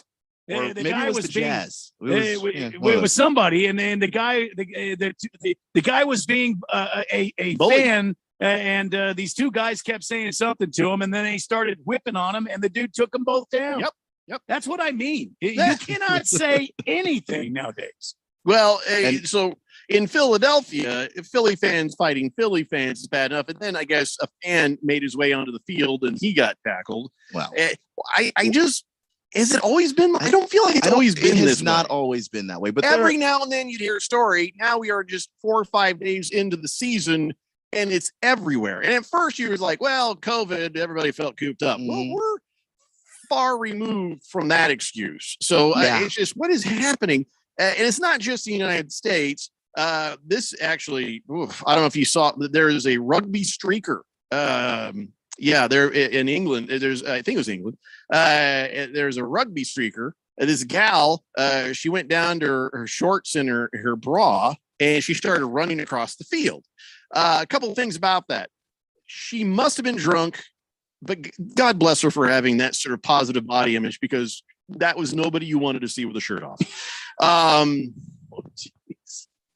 That right there was just like, usually you're like, ooh, a woman streaking. You're like, huh? And you're like, see that coming at you. You're like, oh, God. So it was, anyway, so she was like actually posting about it. She says, one of my actual biggest goals in life has been to run on a football field. I'm going to do this at a rugby field. And so she jumps down on by the way, Keon, they call that the pitch in England. And so she jumps out there and she starts running out there, and she's in her bra, and she's like, ah! And you could tell she's had a few beers, not just by the fact she was running down there, but it was obvious with her beer belly was a lot like mine. Anyway, so she's running full speed, and so is security behind her. And this guy is huffing and puffing, trying to catch up. And then out of nowhere, another guy doesn't just tackle her, he plants her into the ground, kind of tackle. Yeah, it just seems unnecessary. It was, that was not cool at all. Although she was cool about it. She says, hey, I got what I deserved. It was Australia. That's what it was. Okay. The security job was doing his job. So she was okay with it. But the chairman of the Gold Coast was like, yeah, that was heavy-handed. Probably look into that. Anyway, so that's not even the worst. So this girl, drunken, runs across the field, gets tackled, and I'm sure there's charges, there's all sorts of other stuff. But then she got a text from her boyfriend that said, you're an idiot and a disgrace. Thank you for an absolute embarrassment. Don't try to contact me. Wow. Dumped her right there. I just feel like an Australian man would not necessarily be that ashamed of that. That's a good point. Just seems not very Australian to me. That is a good point. And she was just kind of like, well, when your man doesn't come to the footy, but wakes up to this, you get dumped.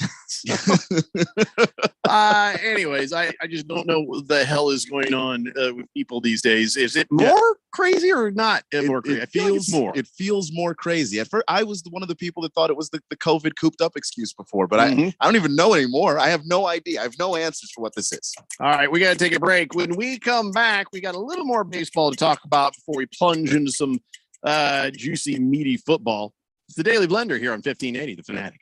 In the NBA play-in tournament, there are no sure things except one. Bet at least $20 in same-game parlays on FanDuel Sportsbook, and you'll get an instant bonus, win or lose. That's right. Not only do you get to enjoy NBA's best duking it out for the right to advance to the playoffs, but FanDuel is giving all customers a bonus for getting in on the action. FanDuel Sportsbook is an official betting partner of the NBA. Their app is safe, easy to use, and you'll get your winnings fast. New to FanDuel Sportsbook? Sign up today with promo code DALE1580 to make every moment more. Bet at least $20 in same-game parlays and get an instant bonus, win or lose. You must be 21 or older and present in Arizona. Bonus issued as non-withdrawable free bets that expire in 7 days. Max bonus $100. Restrictions apply. See full terms at sportsbook.fanduel.com. Gambling problem? Call 1-800-NEXT-STEP or text NEXT-STEP to 53342. If you're an IT professional looking for an opportunity with great benefits and the freedom to creatively solve problems in a career with great growth potential and a team environment, look no further than Affinity Technology. Serving the Valley since 1992, Affinity Technology is looking for a level 1 tech to develop and deliver excellent solutions and outstanding customer service. Visit atechaz.com/jobs and get started with your future today. That's atechaz.com/jobs. Business people like it straight and to the point. So here it is. Bruce Jacobs here to tell you take control of your utility expenses by calling Harmon Solar right now. They can save up to 80% on that monthly electric bill with zero down and no payments for 12 months. Level your energy costs, protect yourself from inflation. How's that for straight and to the point? Here's more. Harmon Solar is a local family-owned company that uses top-of-the-line equipment. Call Harmon Solar 800-281-3189 or go to harmonsolar.com.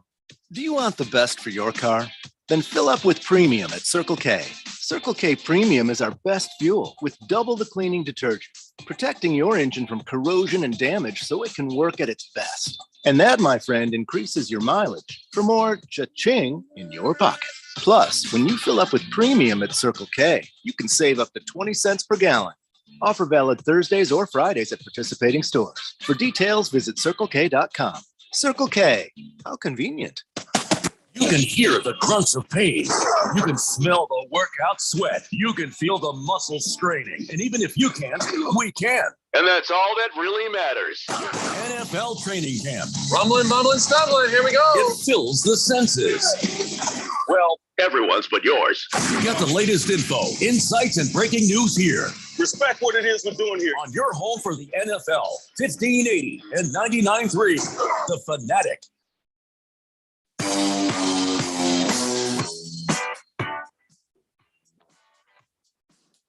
Today, the Blender here on 1580, The Fanatic, and officially it is the beginning. And of course, you can say it's not the playoffs to play in, but I guess really it should be considered the playoffs. I'll let somebody else argue that another time. Keon, can we get a quick update on the current situation between the Cavaliers and the Brooklyn Nets? Yep, 4 minutes to go in the first quarter. Nets lead the Cavs 21-14. Oh, what a surprise. 23 points. And that's all right. But listen, the NBA playoffs means what? Next level basketball outside the Cavaliers. And so, you got to get ready. You got to get ready for the action and you got to bet this thing. And I'll tell you what, the play-in has kind of made it easy today. Listen, here's what you're going to do. All right. You want to be a part of this? You want to have some fun with this? Maybe make a little money? Here's what you do. You download the DraftKings Sportsbook app. You do that right now. Use promo code BET1580. Okay. Do that right now. And then you bet $5 on any NBA team to win their game during the play-in tournament and get $150 in free bets instantly. It's promo code BET1580 at DraftKings Sportsbook, the official sports betting partner of the NBA. You got to be 21 years and older, only in Arizona. Gambling problem? 1-800-NEXT-STEP. New customers only. Minimum $5 deposit. Eligibility restrictions apply. See DraftKings.com/sportsbook for more details. But now is the time to do it. If you're an existing customer, you got the same game parlays. They're awesome. So, all right, let's get back to our conversation here. But going to get a little bit of a catch up on the text line, 888-368-1580. Connecticut texter says, wrestling is not fake. 24 hours later, podcast. almost to the minute, 24 hours later, Connecticut texter says it's fake. Wrestling is absolutely 100% fake. And are these guys really there? Yes. Are they really running around jumping and kind of pretending to hit each other? Yes, but it is absolutely fake. You know how I know it's fake? I don't think you can bet on it. Can you bet on it on DraftKings? No. There you go.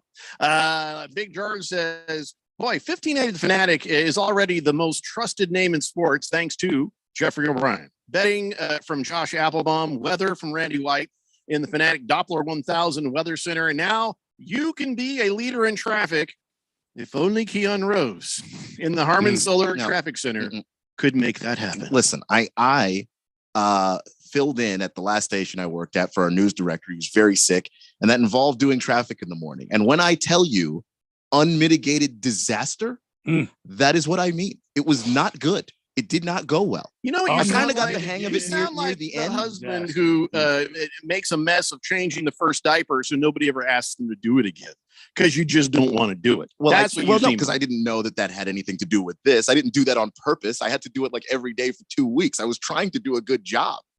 I just wasn't good at it. Mm-hmm. Well, I don't want to do it. Randy, do you want the responsibility? I'll do damn traffic. Don't scare me. I'm already the chief, meteorologist. So, well, yeah, you already have maps up. It's just a different kind of map, right? Mm-hmm. Yeah. So, I know. We'll think about it. We'll think about it, but only if people actually want it. Okay. All right. Non-sports says wrestling is as fake as my wife's orgasms. Oh boy. I don't know if you could have paid me enough money to say that out loud, but people who love wrestling don't care that it's fake, and I'm sure you do. Yeah, also don't care that your wife's orgasms are fake. So, hello, win-win. Intern, the main event says, guys, the world is not more crazy. We're just more aware of it. Yeah, you're right. We get to see more. Everything's getting recorded. Everything is on social media. You probably have a point there. But man, it just seems crazier. Against the Spread says people are crazy these days. When I worked security, girl fights were always very violent. Oh, when I worked security, girl fights were always very violent and dangerous. You can lose an eye breaking up a girl fight. The best strategy is to stop 5 women beating up another woman is to deploy a fire extinguisher and then use zip ties on them. I don't carry either of those things with me, though. It's a very specific thing also against the Spread. Is there a story associated? If you have those things on you, you're a serial killer. Though he was working security, so I imagine that. I'm just saying, I'm just a regular guy, though. Yeah. So you can't just have that in the truck. You go, oh, don't worry. I've prepared for this moment for a while now. Let me go get my fire extinguisher and zip ties. That's an episode of Dexter. Luckily, my wife is so classy. I never have to worry about such a thing, but if I did, I would probably just take the beating for her and help her to safety. That's all I would do. I couldn't hit a woman. Couldn't do it. There's in the past I've wanted to. We've all had moments. Like, yeah, no, gotta be a man, gotta be a good man, by the way, we're talking about Philadelphia and the people fighting each other in the stands. Well, on the field, Alec Baum is basically giving lip readers a little something to do. You know how you see the football guys and they got their card over their mouth like this, and they're like calling plays. Or when the NBA players meet after the game, pull out their jersey like the towel this, or the jersey, like this. Well, Alec Baum forgot to do that, and after he's made like 5 different errors, he's walking off the field, and he's like, they could read his lips. And at first, I thought it said, "I vacuum hate this place." No, it was "I effing hate this place." And of course, the team's making excuses for him. He's saying, "Oh, I apologize. I didn't mean to say that. It's not about the fans or Philadelphia." And his manager is like, "Oh, he hates the situation being in that place." It all bull crap. He hates this place. It's Philly. Of course he hates it. It's his own damn fault. Now, with the 5 errors were what he was really feeling, but then later on, with a leadoff,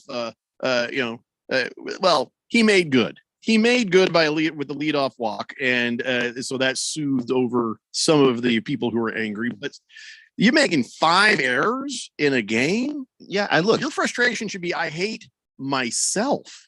Yeah, he was just having a bad game. I just think with Philadelphia fans, they will turn on you so fast. I don't think I just psychologically, I can't imagine having a bunch of people turn on you that bad. Like if you made those mistakes in any other city, man, Alec Baum's having a bad game. Yeah, he with all normally those never errors, does that. though. All those errors, he's like, it was frustrating night for me. Made a few mistakes. That would be more than a few. That's true, but we are 5 games into the season. Like the time to start really booing a guy who's having a bad game, 5 games into the season is a bit early. The Yankees were booing first inning.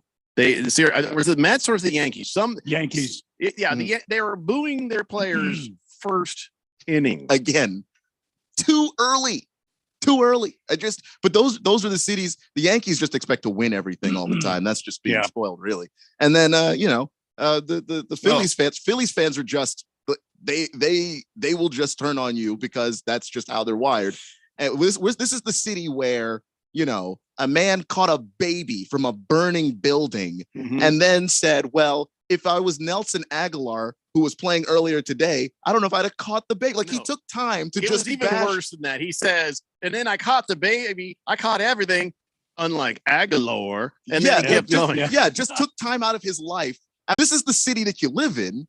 And I don't think everybody's wired to play in Philly. That's not a town for everybody. You've got to be really thick-skinned. You in Philly for losing the coin toss. They booed Santa. They booed Santa Claus. That's what Against the Spread is saying. Yes, the snowball incident. Of course, everybody remembers that. It's Philly. So, all right, Alec Baum. He might not be wired to play in Philadelphia. You play in Colorado, you have 5 errors. This maybe even isn't a story.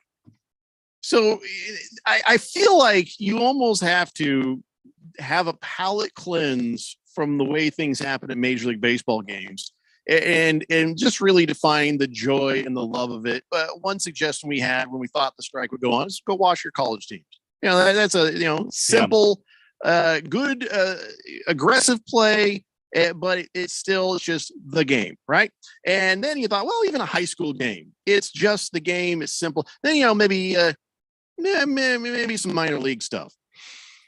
And then I thought, well, maybe not, because over in the Coastal Plain League, there's a team called the Bananas, and it's a college summer league. Actually, I'm sorry, I thought it was minor league. It's college summer league, and they're like, we prioritize fun and entertainment. We're not about the strict baseball, and that's why this Jack Handle was able to go up to bat in a tank top with a flaming bat.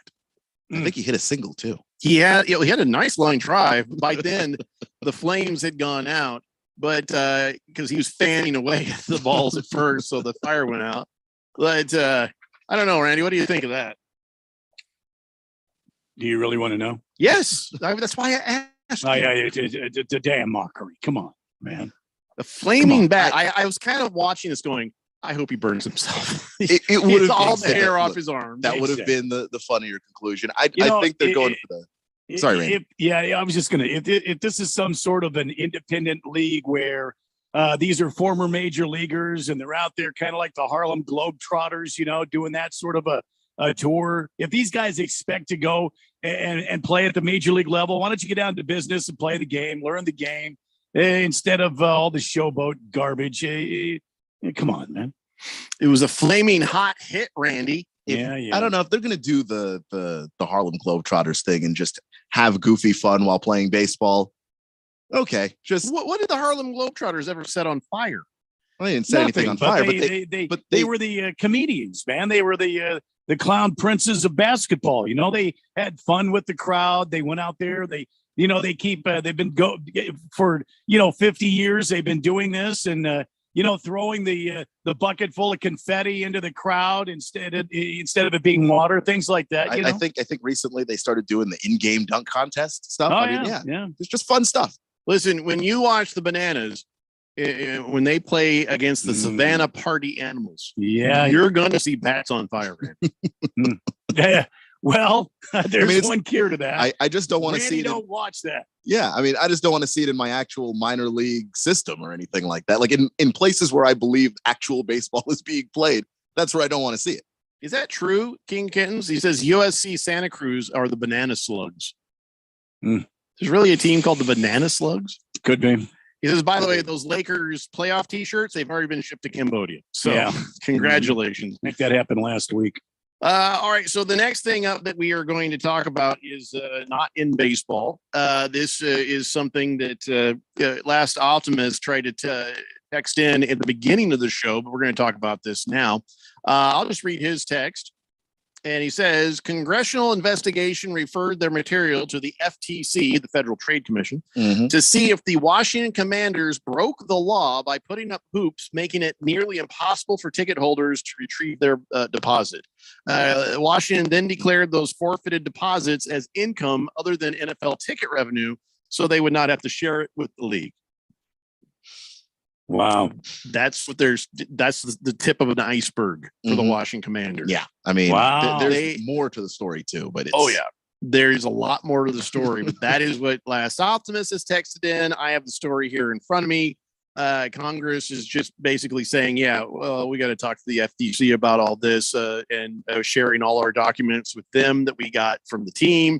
And looking at the idea that they've got 2 sets of books, and this is going to get uglier and uglier and uglier as you go forward.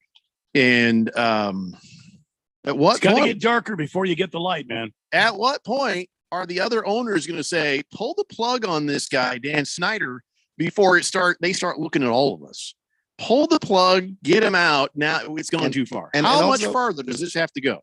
I don't know, but it's like he's clearly crossed the one line that the NFL never allows anybody to cross, which is don't mess with the money. You could do basically whatever you want in the NFL if you're talented enough with no discipline, but don't mess with the money. And what's going on here is that Dan Snyder's messed with the money. I mean, because that means if they took that money from fans, first off, that's bad PR.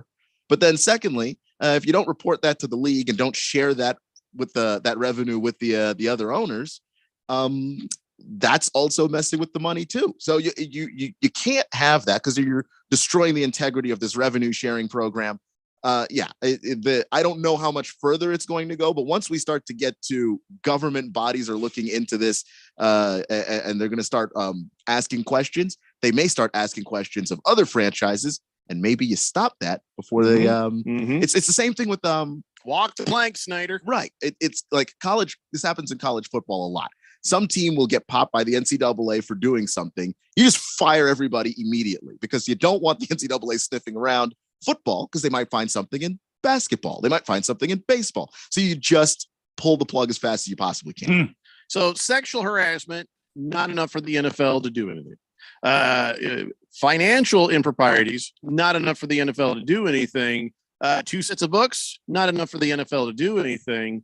Racist stuff, not enough for the NFL to do anything. Possibly the team ripping off the NFL for ticket money. It's all going to fall in their heads now. And the great part about this is the NFL doesn't have to do the investigation. They don't have to worry about, what allyship of owners is going to try and stop us from Congress doing this is doing investigation. the dirty work. Yeah, it's just let it happen. Kiss the Cook says the word is theft. You are correct. You are correct. So you may get your Christmas wish, Keon. You may see Dan Snyder, 86, from the entirety of his ownership. Now, they pull a Donald Sterling thing, and I'm sure he'll get paid, but at least he will be gone. All right, we have to take a break. When we come back, let's shift gears from Keon's constant stream of tragedy and scandal from the Washington Commandos. Let's talk about the draft a little bit, the upcoming draft. What day is that on again? What day is the April draft? 28th. Hold on a second here. Are we That's a Thursday. Are we going to do a special draft show or not? I think we are. Yeah. I got to talk to would Radio like to. Ron about that. I would like to, yeah. I mean, they'll let us. If we're allowed. Yeah. I mean, it'd be a very Blender draft show, but it'd be a draft show. So anyways, we'll talk about some draft stuff when we come back, other NFL news and things. It's the Daily Blender here on 1580, The Fanatic. If you're an IT professional looking for an opportunity with great benefits and the freedom to creatively solve problems in a career with great growth potential and a team environment, look no further than Affinity Technology. Serving the Valley since 1992, Affinity Technology is looking for a level 1 tech to develop and deliver excellent solutions and outstanding customer service. Visit atechaz.com/jobs and get started with your future today. That's atechaz.com/jobs. Seems like everything is going electric these days. Electric cars, electric trucks. But what you save on gas, you pay for with that electric bill. With all these things being plugged into your house, wouldn't it be nice to save up to 85% on your monthly electric bill? Well, you can do that with zero down and no payments for 12 months. Call Harmon Solar. Harmon Solar is a family-owned, woman-owned local company that uses top-of-the-line equipment. Call Harmon Solar, 800-281-3189. That's 800-281-3189. Or go to harmonsolar.com. Hey everybody, Mark Asher back to tell you about my great friends over at the Lund Mortgage Team. Are you seeing what is going on in the home buying market right now? Unbelievable. Not enough inventory, and there is a ton of demand. Some of these homes are getting 30, 40, 50 offers on them. How are you going to stand out? How are you going to differentiate yourself from the other buyers who are in line? I have a way. Use the Lund Mortgage Team. Lund Mortgage Team is locally owned and operated with over 20 years of experience right here in the Valley. They have a great reputation, and it is a trustworthy pre-approval. And on top of that, they are quick. That's one of the things. You got to come equipped and be ready to buy. So what you need to do is make that first phone call to 623-875-9940. That's 623-875-9940. Get that pre-approval going and then get yourself ready to go buy that home of your dreams. Go online, lundmortgageteam.com, or call 623-875-9940. Join Choices for the annual Walk for Life, May 6th and 7th at Dream City Church in Glendale. The weekend kicks off with a concert by Jordan St. Cyr. Then hear a powerful message from Dr. William Lyle, OBGYN. Admission to the concert is free with a suggested donation of diapers and wipes. Then on May 7th, join with hundreds for the Choices Walk for Life. Check-in is at 7:30. The walk begins at 9. Register at choicesaz.com/walk for your free t-shirt and all the details. Think you know about meth? Think again. Today's methamphetamine is far more potent, more addictive, and more deadly than ever before. Today's meth is often laced with the deadly drug fentanyl. In fact, deaths from meth use have doubled in Arizona. What can you do? Get the facts at thenewmeth.com and know there's hope and resources for recovery. This message is sponsored by the Substance Abuse Coalition Leaders of Arizona. 1580 and 99.3 The Fanatic. Arizona's new home for sports.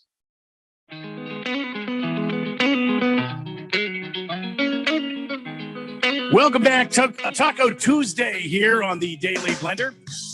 Baseball is underway, and we've been watching our teams. We were just talking about the Philly fans that were fighting in that one player that had 5 errors in one thing. But I've got a better deal for you. You can go yard all summer long with $5 Dinger Tuesdays. Now, this is Tuesday, right? You open up the FanDuel Sportsbook there, and all season long, you'll get $5 for every home run hit by both teams when you place a $25 to hit a home run wager on a Tuesday MLB games. And the best part about Dinger Tuesdays, even if your bet loses, FanDuel will pay you $5 for every home run. So just kind of, doing some research here. I'm a baseball fan, as you may or may not know. Right now in the 2022 season, you would be shocked at who's leading the major leagues right now in home runs hit. Now, this is all the teams. It's not just American League. It's not just the National League. The Minnesota Twins, as a team, have hit 9 home runs in their 4 games. The Houston Astros, who are coming to town here tonight, they've hit 8 home runs in 4 games. Let me see. Let's find here. The Oakland Athletics have hit 8 home runs. The Toronto Blue Jays have 8 home runs. It goes on from there. So you pick your teams, you place your bets, and you make money on home runs. Those would be some teams that I might recommend. I might have to open up my app here in a few minutes in the next break and see if I can't get in on this action. Dinger Tuesdays on the FanDuel Sportsbook. What are you waiting for? Turn those big swings into big wins. No better place in America to bet on America's pastime than America's #1 sportsbook. Head over to your account or download the FanDuel Sportsbook app and sign up using promo code Randy1580. I know you want to use the promo code. Hi, I'm Randy. I hit dingers, but no, it's Randy1580. That's promo code Randy1580 on the FanDuel Sportsbook. Remember, you've got to be 21 or older, present in Arizona. Bonus issued as non-withdrawable site credits that expire in 7 days. Max bonus $25. Restrictions apply. See full terms at sportsbook.fanduel.com. Gambling problem, 1-800-NEXT-STEP or text NEXT STEP to 53342. I say that, guys, because Keon, you remember a couple years back, that kid in the Little League World Series. I forget his name. He was he was on some, I don't know, maybe Iowa or something. The Fourth Dimension will correct me. But they have these intros like the big leaguers do when they do this, Little League World Series. And the guy goes, "Hi, my name is so-and-so, and I hit dingers." And it became a national phenomenon, man. The kid was so cute. It was a perfect way for him to announce himself. So Dinger Tuesdays on FanDuel. And also, he did hit dingers. He did. He hit them long and he hit them strong. Yeah, he sure did. Yeah.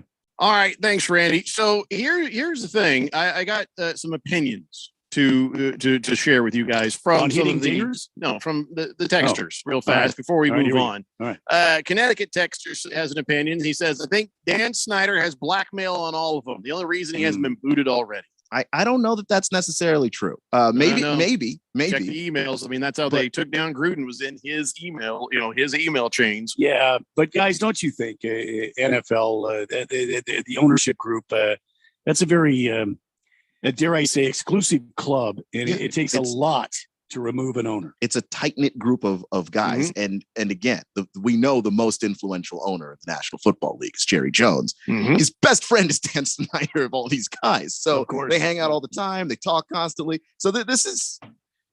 He's going to give him a kiss and like Al Pacino kissed Fredo. It's like, you're gone. If everybody decides to give Dan the boot, well, that's going to happen because the cost is going to outweigh the friendship with Dan Snyder. Yep. And the other opinion is Big George saying, I think Savannah Bananas are the future of baseball with flaming bats. They could also allow fans to catch foul balls for outs. How cool is that? Wow. Catching foul balls for outs.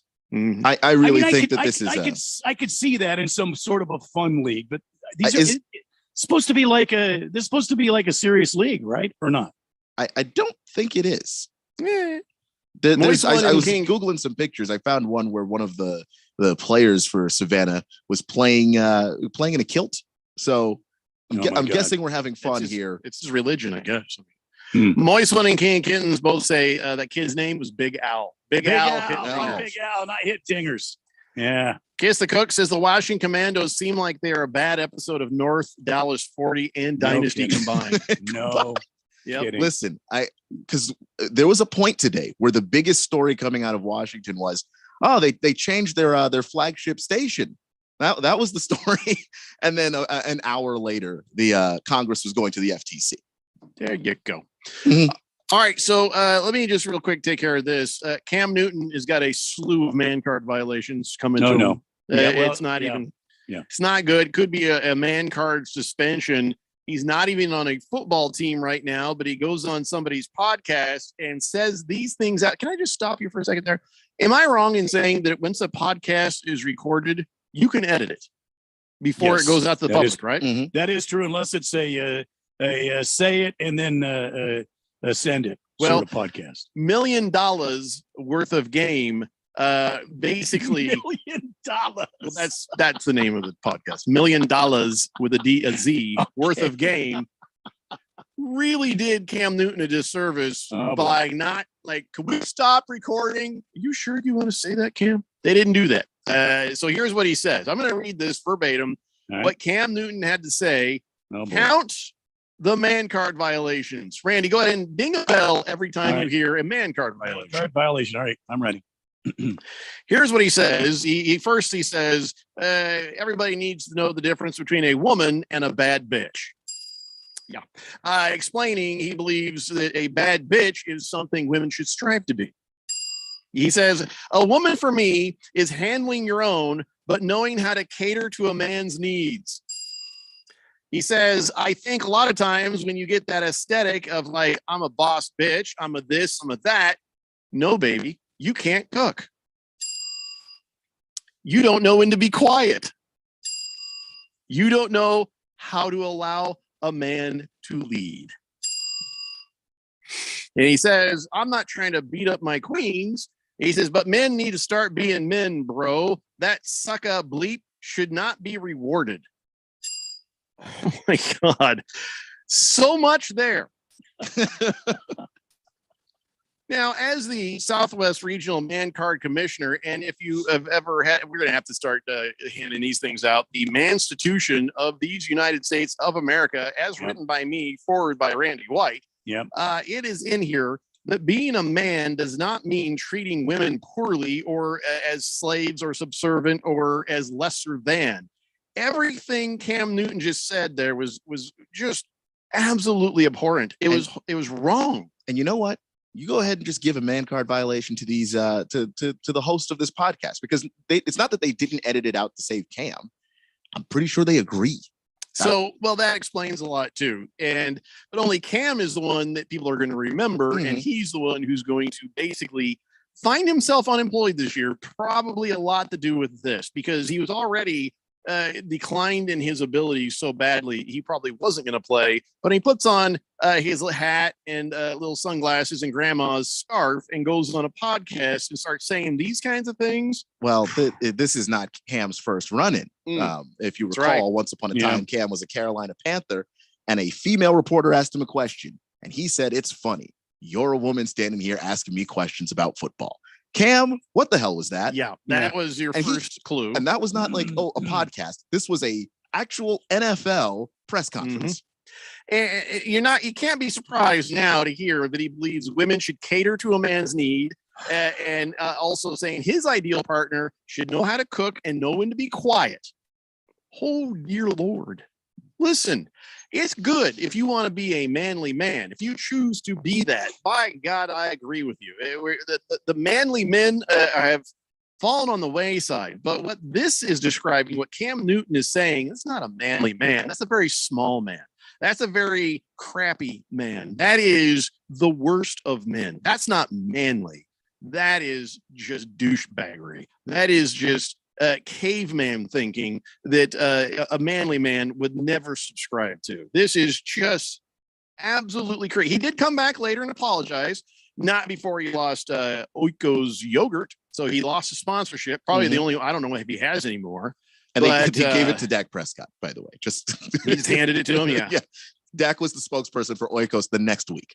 So, all right. Oh, that was for the last thing he said. That's right. But now I don't know if he has he did apologize for this, but he said, well, I wasn't trying to say anything bad. Okay, we get it. You weren't trying to, you were successfully doing. Yeah, you definitely did. We know what you think of women. And if any woman was to ever be with you, shame on her. Well, and one of the phrases that spoke very clearly to my hard hearing ears was, "I'm not trying to diss my queens." Yeah, I think he's just thinking generally of all women in the audience. Yeah, just women in general. I don't think he was talking about what you think. Well, but still, I don't know, man. You always got to be careful. Check yourself when you ever start a sentence that starts with "I don't mean to," because if the next thing you do is the thing you're saying you don't mean to do, well, it doesn't matter, does it? I don't mean this in a bad way. Yeah. I'm not racist, but there's so many of those sentences. Don't start that sentence.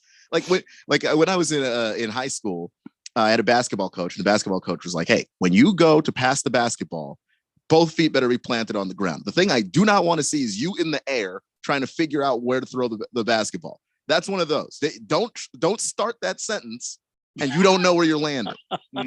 Figure it out before you say it, or you're gonna say something dumb. That's just the way it works. Well, of course, back in 2017, Cam Newton showed us who he was, and I guess we should have believed him. So, man card violation for every ding. How many dings was that? Like 10 in that one sentence? I lost count. Yeah. So, man card violation for him. And on the other edge of the coin, we cannot condone a vigilante. We cannot say that that was a good idea, especially when it endangers so many other people other than what you're trying to achieve. But you can't help but really kind of still feel for Cain Velasquez, who is in San Jose, California. He is still in jail.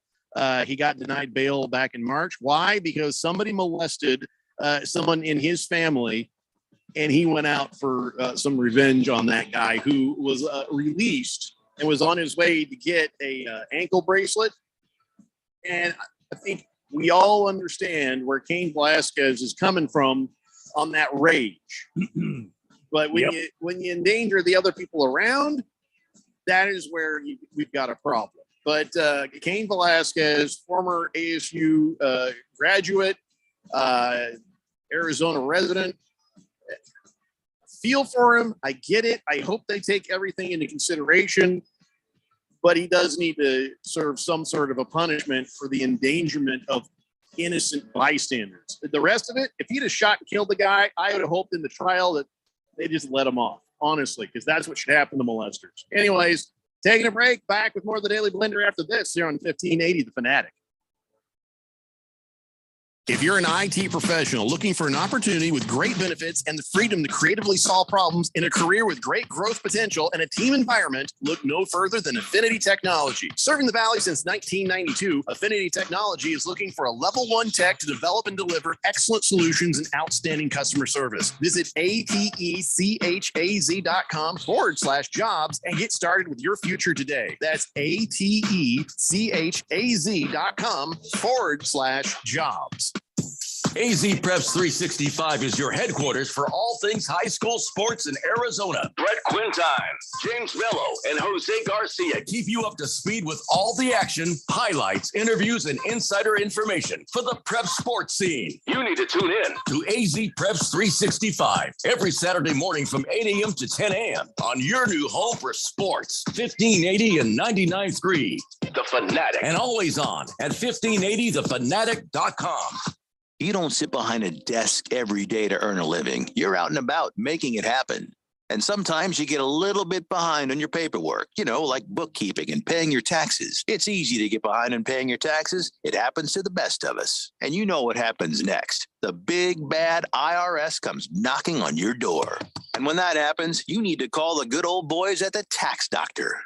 Let them do what they do best. Deal and negotiate with the IRS so you pay the lowest you can in back taxes that the law allows. We are a 100% U.S.-based company, and we've saved our clients millions over the years in back taxes. If you owe $10,000 or more in back taxes, call my friends right now at the Tax Doctor and learn more. 800-628-6070.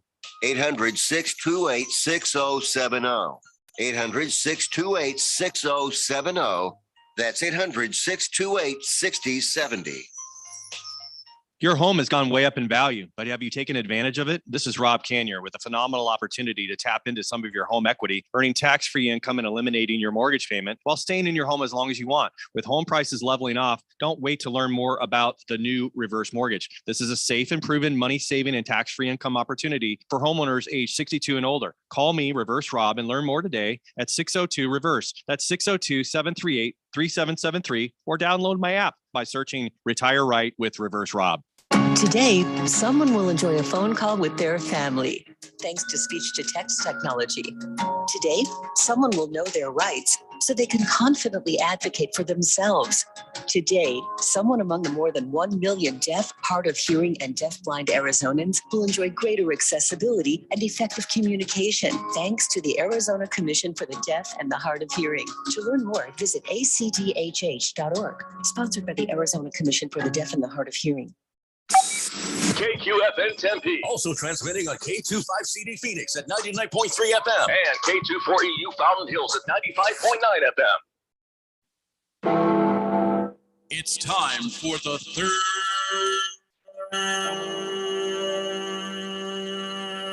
hour. Quiet, people, settle down, because it's time. Time for what? Showtime. When does it start? Right now. 3, 2, 1. Let's get on with the show. Let's do it.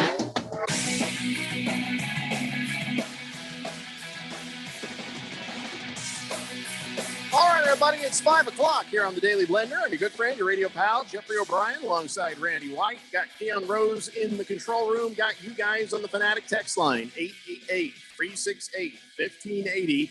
Broadcasting live in the Harmon Solar Studios in Scottsdale. And before the last hour ended, we gave Cam Newton a slew of man card violations for his horrible comments about women, how they should cater to a man's need and know when to be quiet and that sort of thing. It's like, wow. We know he took his grandma's fashion sense, but is that what she taught him? I doubt it. I doubt that any woman in Cam Newton's life is happy to hear what he was talking about just then. Baker Cocky Hen says, Cam's woman knows how to put Gogurt in the freezer. He knows how to wear hats like he's going to the Kentucky Derby, and he still loves giving his balls to the kids. He's talking about footballs. Easy there, especially after we just talked about Cain Velasquez. Swave Dave says, shouldn't everyone know how to cook and know when to be quiet? That includes men, women, and children. I can't tell if I'm just going to agree with him or just admonish him for this. I don't know what to do with Swave Dave right now. It's just to me, I don't know, because I agree with Swave Dave. The more stuff you know how to do, the better off you be. Like, it's not, for instance, it's helpful to know how to sew a button back on your shirt. It's just a good thing to know. Stuff like that. It's just, Swave Dave, I'm going to go ahead and agree with you and assume you meant that from the right position, saying Cam Newton should know how to cook for his own damn self. Shouldn't expect his woman to do it for him. He should know when to be quiet. Oh, I don't know. Maybe when you're on the $1 million worth of gain podcast. And, there you go. Women, children, men, we could all take that advice. Like, folks, this is the thing that I don't understand about Cam, because Cam is, I don't think Cam is actually stupid. I just think that he is careless and reckless with his words and obviously believes some awful, awful things. But there's a reason why most top quarterbacks, what's their opinion on anything? You don't know. They don't say it. Quarterbacks are politicians. They have brands. They're aware they have brands. What is Dak Prescott's position on anything? Do you know? No idea. Exactly. And he's not going to tell you. Dak is not going to be caught on a podcast, no matter what he believes, good or bad, saying anything. And I think that is smart. Yep. Watermelon says, how bad is Cam Newton hurting for money? Going on these questionable podcasts, chasing dollars. I mean, who's the hoe now? I don't think they're paying him to go on these podcasts. They might be. Maybe. They might be. Baker's Cocky Hen says, Nets scored 40 in the first. They'll be lucky to get 10 in the second quarter. Boston beatdown coming soon, Brooklyn. All right. So, Keon, is that correct? Give us the update on the game between the Nets and the Cavaliers, please. Yeah, the Nets have led the entire time. We've got a minute left to go in the half. Nets lead 50-37. Kevin Durant, Kyrie Irving going off as expected. It's going to be a blowout. It's not going to even be close. So, okay, thank you for that. Fighting Wampa says, UC Santa Cruz, they are the Banana Slugs. John Travolta wears one of their shirts at the end of Pulp Fiction, replaces brain-soaked clothing, if you remember correctly. If you haven't seen Pulp Fiction, we apologize. Spoilers. 888-368-1580. So the NFL draft is coming up, and one of the things about the draft and one of the things about the combine is leading up to that, they get asked some ridiculous questions. Now we've heard some of the ridiculous questions been asked, but let me take you through some of them in the past. And I don't know if they're still doing this sort of nonsense in combines. Oh, they are. But I don't think it's necessary. It's not necessary. I mean, you should have to follow the same rules that HR has to follow in job interview. Okay. Here's when before the 2010 draft, Des Bryant was asked if his mother was a prostitute. Yeah.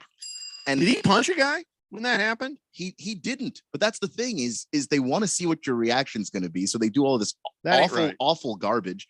I dinged it for a man card violation. That is a horror. I mean, that's a terrible thing to say to somebody. Man card accreditation to Des Bryant if he was able to resist the urge to kill everyone in the room after that question. If he had hit the guy, he wouldn't have been drafted. They would have said, "Oh, he's got anger issues. He tried to punch the team representative interviewing him." It's you can't ask stuff like that. Gerald McCoy the same year was asked, he said, "Hey, do you wear a G-string or a jock strap when you play?" What was he supposed to say to that? Well, I mean, you can't wear a G-string and play football. Does that even make sense? So No. again, it just Like some of these inappropriate. questions are just shock value questions, and it's just people in positions of power just screwing with people. They asked defensive end Obum Agwachum if he when he lost his virginity. They asked it. Of course, he didn't answer. He's like, I'm not going to answer that, which was the correct answer. But Eli Apple, they took it further. The Falcons coach, one of the coaches asked, "So, do you like men?" You can't ask that. That's illegal if you ask that sort of thing. And he says, no. And then the coach was like, well, if you're going to come to Atlanta, sometimes that's just how it is around here. You're going to have to get used to it. Basically making it sound like we have a lot of gays on the team, so you're going to have to get used to that sort of thing. And it turned, he was joking, but it was just like, that's not appropriate in many ways, especially what if he was gay and now he feels uncomfortable and it's just horrible. Yeah, you're just being bizarre for no reason. Austin Lane was asked if he'd use a gun or a knife if you were going to murder someone. If I were Austin Lane, I'd say, I don't know, let's ask OJ. You know, get him on the phone. I don't know the answer to that. Yeah, which that's the sharp response there. But I mean, you got this is a job interview. Like you've got a 22-year-old guy basically coming in for a job interview, and you can't be professional. Like that's being unprofessional. Then an anonymous person was asked if they found their mother attractive. That's messed up. Incredibly. My answer would be, well, I don't know about that, but I was looking down at the back of your mom's head last night. I thought, oh, she's pretty good looking. Damn. Brandon Dottie, he had asked, okay, where would you be seated on a bus going 100 miles an hour on a mountain in Alaska? Where would I be seated? The back? I mean, that's just a dumb question. Yeah. And then another guy was asked, okay, this was actually the Arizona Cardinals. So this player was asked about the color of chocolate, snow, and butter. And here's how it went. The Cardinals coach started off by asking, what color is chocolate? The guy goes, brown. Then he says, what color is melted chocolate? The guy's like, dark brown? He goes, no, don't overthink it. Brown. Okay. But then he says, what color is butter? Yellow. What color is melted butter? Still yellow. What color is snow? White. What color is melted snow? White. No, it's clear. You told me not to overthink it. What are you going to learn? Like I'm okay with a lot of the drills. You know, I'm okay with the 40-yard dash, the 3-cone drill. You can learn some things, not everything, but some things. They don't all have football applications, but there's indicated. What are you supposed to learn from this, man? No, nothing. I mean, I understand they're trying to see how they react, to see it, try to see if the lights are on, is somebody home, but all of this is inappropriate. Now, luckily nowadays, franchises get hit with a $150,000 minimum fine if any of these teams are seen to be conducting themselves in an inappropriate manner in these questionnaires and stuff. So they could also forfeit a draft pick between the first and fourth rounds if they get caught doing this sort of nonsense. Now, I don't know if they're still continuing it. I just think it was a flawed and failed way to try to get to know a guy. Here's an idea. Instead of trying to get them with a gotcha question or some sort of psychological thing, just get to know the guy. Get to know the guy. Just have a conversation. It doesn't have to get weird. Yeah, or do some of this, like the ask football questions. You are trying to hire a football player after all. The some of the questions that are really, really interesting that teams do are, quarterback walks into a room, coach says, hey, this is a play that we like to run, writes it out on the board, draws out the play, erases it. Then they have a conversation. End of the conversation, you turn back to the board and tell the guy, draw what I drew at the beginning of this interview. Stuff like that is fine. For good football players, not for a group of people who are going to help us win in an escape room. Okay? Yeah. I don't need you to have that sort of instant thinking. Come on.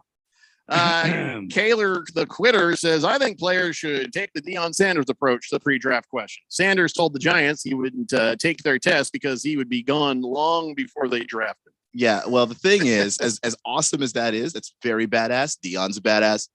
Not everybody's Deion. If you're talented enough, you can say that. You can't say everybody can't say that. I might not be gone long before the Giants pick me. I might be there round 3, having passed the Giants twice. I might need them to pick me. So you know what my response would be as a player, and I hope this would be the response of more players. If they ask something ridiculous, my response would be, you know, if my answering this really stupid question is the difference between me being on the team and not being on the team, I'll take my chances elsewhere. Yeah, like guys just have to be able to walk away. Just I understand that going to the NFL is your dream, it's your goal, but you have to draw a line in the sand somewhere and say, I'm not answering this question. Yeah, I ain't doing it. Ain't doing it. Big George says, sounds like the Cardinals need to lose a draft pick for that stupid question. Let me guess, Steve Keim asking them questions about colors of snow and butter. It doesn't say that question was happened. Just offensive because it was dumb. Yeah. Hefty Lefty says, would you rather drink an ounce of dip spit or an ounce of juice from the back of a garbage truck? Yeah, that sounds like a combine question. It does. Well, like we actually had that question on the show the other day. All right, would you rather drink a bucket of vomit or a bucket of poop? What would you rather have? There's no good answer. Don't answer that. Don't answer that. NASCAR Nick says, why don't some of these players pull a NASCAR driver Tony Stewart quote out and just go with, I'm a bust his ass? Yes. He also says, my 10-year-old daughter cooked tacos for us tonight all by herself. Cam kicked rocks out of Charlotte and never returned, in his opinion. Yes. That is the correct answer, not Thank NASCAR you. Nick. That's my granddaughter. Cooking tacos up on Taco Tuesday. Oh, yeah. Taco Tuesday. Tacos. Nice ones. I don't know where this is coming from. It says, have you seen Lingerie Football League? Okay, I get it, because they would wear a G-string while playing, but I'm talking about, we're talking about men. Moist one, don't ask me who's poop and who's vomit, and I don't want to talk about Margot Robbie or anybody. I'm just moving on. That was just an example. Just why do you always got to make it weird? Why you got to make it weird? Oh, by the way, I did have one other thing in Man Talk that was probably really aimed at the Moist one. So the Moist one has commented on how he can't last very long, meaning it's quickie. It's a quick thing with him every single time. Well, now listen, Moist one, some scientists have figured out a way to cure your quickiness and maybe cure you ending too soon, if you know what I mean. Prematurely. Yeah. A new study locked in on a possible way to help men last longer in bed. And here's what they'd have to do, Moist one. To fix your issue, they'll deliver electrical shocks directly to your junk. Oh, no. Yeah, they tried it with a 28-year-old man who could only last 40 seconds. No. And Moist one would be like, I could dream about 40 seconds. No. But so they connected electrodes directly to his junk. They zapped it for 30 minutes, 3 times a week. And 15 months later, he was able to last under just 5 minutes in bed. That could not possibly be worth it. No, it could not possibly be worth it. Don't know why it worked, but they think shocking, quote, the dorsal penile nerve might slow the contraction muscles in his nethers and allow him to last longer. So, Moist one, here's what you need: a battery, a car battery, and some jumper cables. Oh, no. And 15 months. Next question. Yeah. 3 times a week, 30 minutes. No. Good luck. How did that guy allow any number of scientists to talk him into that for 15 months? You would hope he was the most well-paid, study participant ever. It's the only way that makes any sense.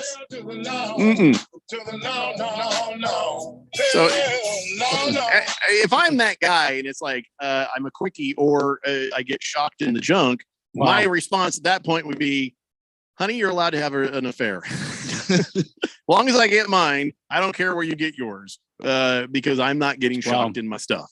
For 15 months? Happening. Oh, no. Average Joe says, a cake, a snake, a rake. What order do you eat them in? See, that's another combine question right there. Right there.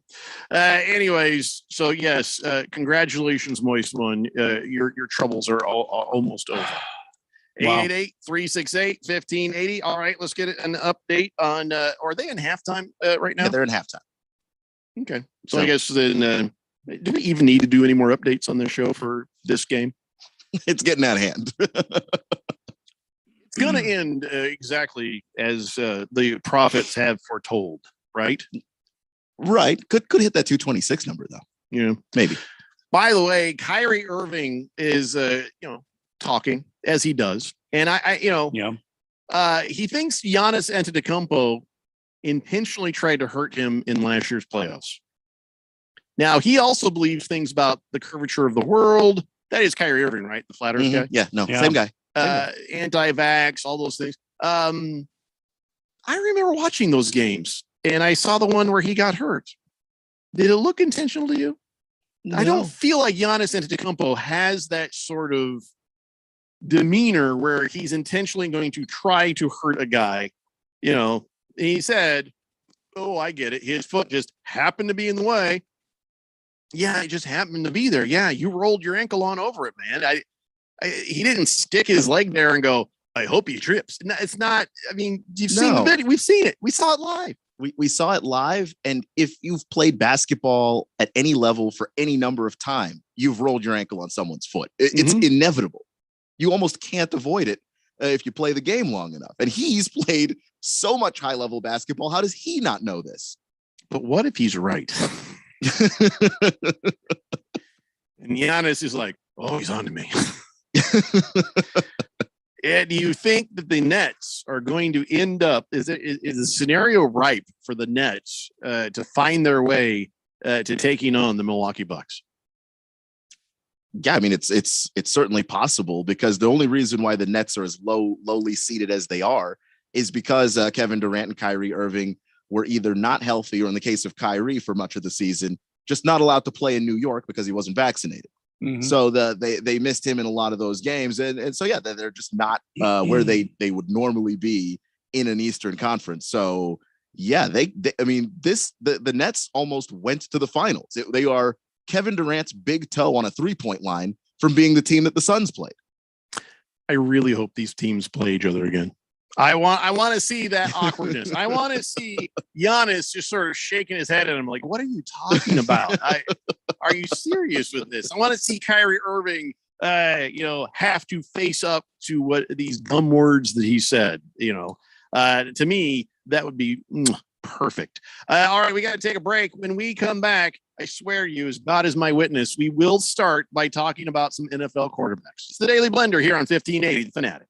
This is Brent Musburger's action update on 1580 and 99.3 The Fanatic. Heads up, sports bettors. Right now, you can try VSiN All Access free for 30 days with no credit card required. Visit vsin.com/free month to sign up now. The Phoenix Suns remain the heavy favorites to win this year's NBA championship. They pay out at plus 270 on the money line. The defending champion Milwaukee Bucks have the second best odds at plus 500. The NBA play-in tournament continues on Wednesday night with a couple games. Atlanta will play host to the Charlotte Hornets. Atlanta a 4.5-point favorite. The over-under sitting at 236. And then in the Western Conference, the Spurs and Pelicans will play. New Orleans a 5-point favorite. The over-under sitting at 228. For the latest odds all the time, visit vsin.com. I'm Matt Pauley on Arizona's sports betting station, 1580 The Fanatic. Go yard all summer long with $5 Dinger Tuesdays on FanDuel Sportsbook. Randy here from the Daily Blender. And this season, all customers will get $5 for every home run hit by both teams when you place a $25 to hit a home run wager on Tuesday MLB games. The best part about Dinger Tuesdays is even if your bet loses, FanDuel is going to give you $5 for every home run. So what are you waiting for? Pick your home run hitter and turn big swings into big wins. There's no better place to bet America's pastime than on America's #1 sportsbook. Head over to your FanDuel account or download the FanDuel Sportsbook app and sign up using promo code Randy1580. That's Randy1580 at FanDuel Sportsbook today. Remember, you must be 21 or older, present in Arizona. Bonus issued as a non-withdrawable site credit that expires in 7 days. Max bonus $25. Restrictions apply. See full terms at sportsbook.fanduel.com. Gambling problem? 1-800-NEXT-STEP or text NEXT STEP to 53342. There's no doubt that Harman Solar can save you up to 85% on your monthly electric bill. That's a fact. Bruce Jacobs here. But did you know it's possible to get solar for $0 down and no payments for 12 months? You can lease, finance, or even purchase outright. They have plans that fit everybody. Harman Solar is a family-owned, woman-owned local company that uses top-of-the-line equipment. Call Harman Solar at 800-281-3189. That's 800-281-3189, or go to harmansolar.com. We're planning a trip to Spain later this year. But our Spanish is pretty bad. So we're using Babbel. Babbel's conversation-based method teaches you real-life words and phrases. And with Babbel's interactive, bite-sized lessons, you'll remember what you learned. There's no easier way to learn another language. Ahora hablamos español. He just said, now we speak Spanish. Babbel, language for life. Now try Babbel for free. Just go to Babbel.com. That's Babbel.com.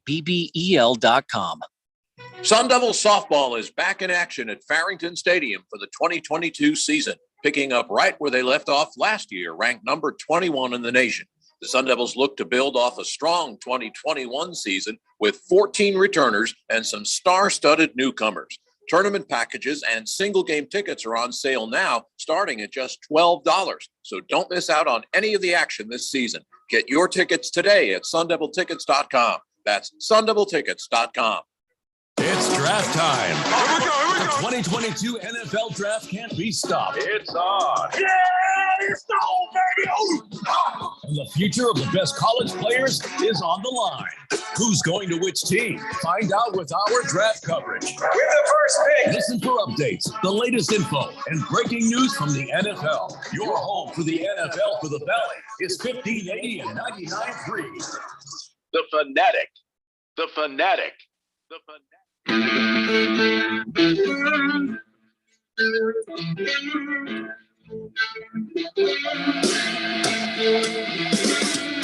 Daily Blender here on 1580, The Fanatic, and that's right. The NBA playoffs are, okay, if you want to call the play-in that, fine, but they're in full effect. Next level basketball is at your fingertips, at your eyeball level, and we are ready to go. And you can get ready for all the action by betting the play-in tournament with DraftKings Sportsbook. That is right, an official sports betting partner of the NBA. Here's the deal. You download the DraftKings Sportsbook app, use promo code BET1580, bet $5 on any NBA team to win their game during the play-in tournament, and you get $150 in free bets instantly, just like that. Promo code BET1580 at DraftKings Sportsbook, the official sports betting partner of the NBA. You got to be 21 years or older and Arizona resident only. Gambling problem, call 1-800-NEXT-STEP. New customers only, minimum a $5 deposit.